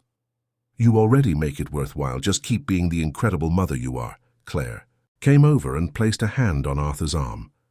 She had witnessed dozens of these interactions in recent months, and each one touched her heart. Seeing the man she loved using his resources to genuinely help others without seeking recognition or return was one of the things she loved most about him. On the way back home, with the children tired and quiet in the car, Claire looked out the window at the city. London was huge, full of contrasts, of inequalities, but it also had moments of kindness, of human connection, and they were contributing to making it a little better. That night, after all the children were asleep, Arthur and Claire sat in the office, the same office where everything had begun with suspicion and tests. Now it was a shared space, filled with family photos, children's drawings, happy memories. "Remember when I told you about the test?" Arthur asked. "About the money? How could I forget? I was thinking about it today, about how I was so convinced that people only wanted to use me, and then you proved me wrong in the simplest way possible. You just didn't take the money. Because it wasn't mine." "Exactly. And that simplicity, that basic integrity was what changed everything." Arthur paused, emotional. "The best investment I ever made wasn't that money I left as a trap. It was the humility to admit I was wrong. It was the courage to ask for help. It was choosing love over fear. And look where we are now." They looked around at the house that was now a true home. They heard the soft sound of Mrs. Bennet's breathing in the next room, the occasional creak from upstairs as one of the children stirred in their sleep. Everything was imperfect, noisy, chaotic, and everything was perfect just as it was.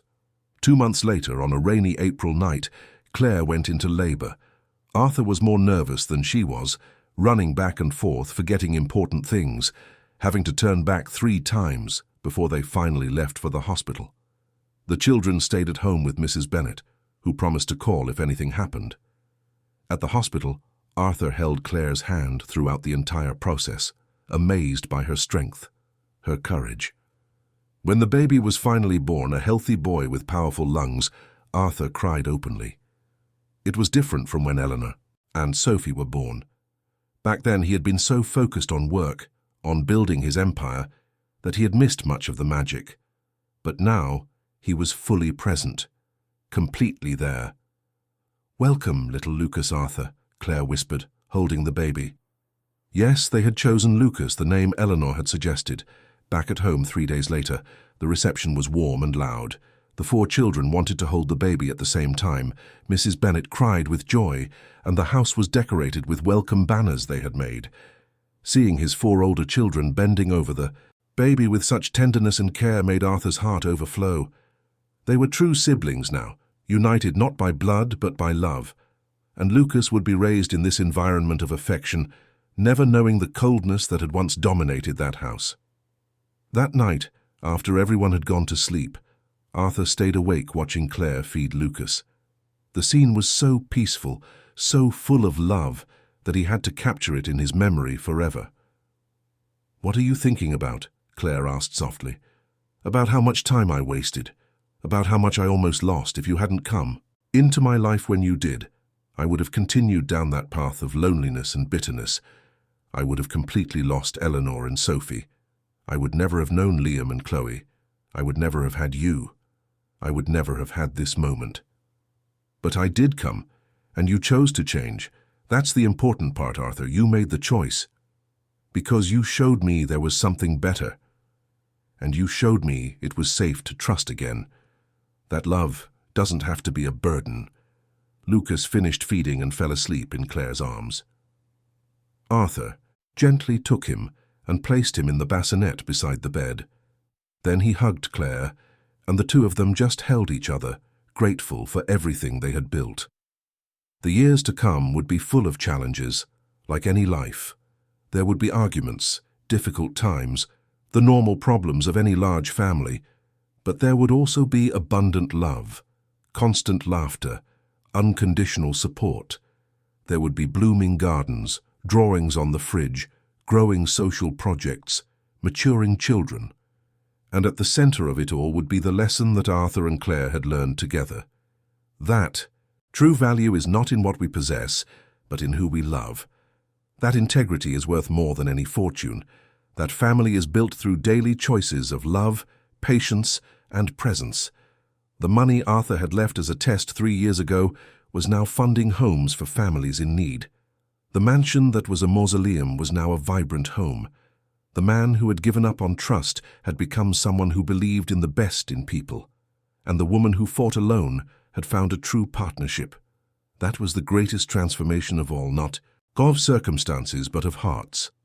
And it was this transformative love that they would pass on to their 5 children, creating a new generation that would understand from an early age what truly matters in life. End of story. Dear listeners, we hope the story of Arthur and Claire has touched your hearts deeply.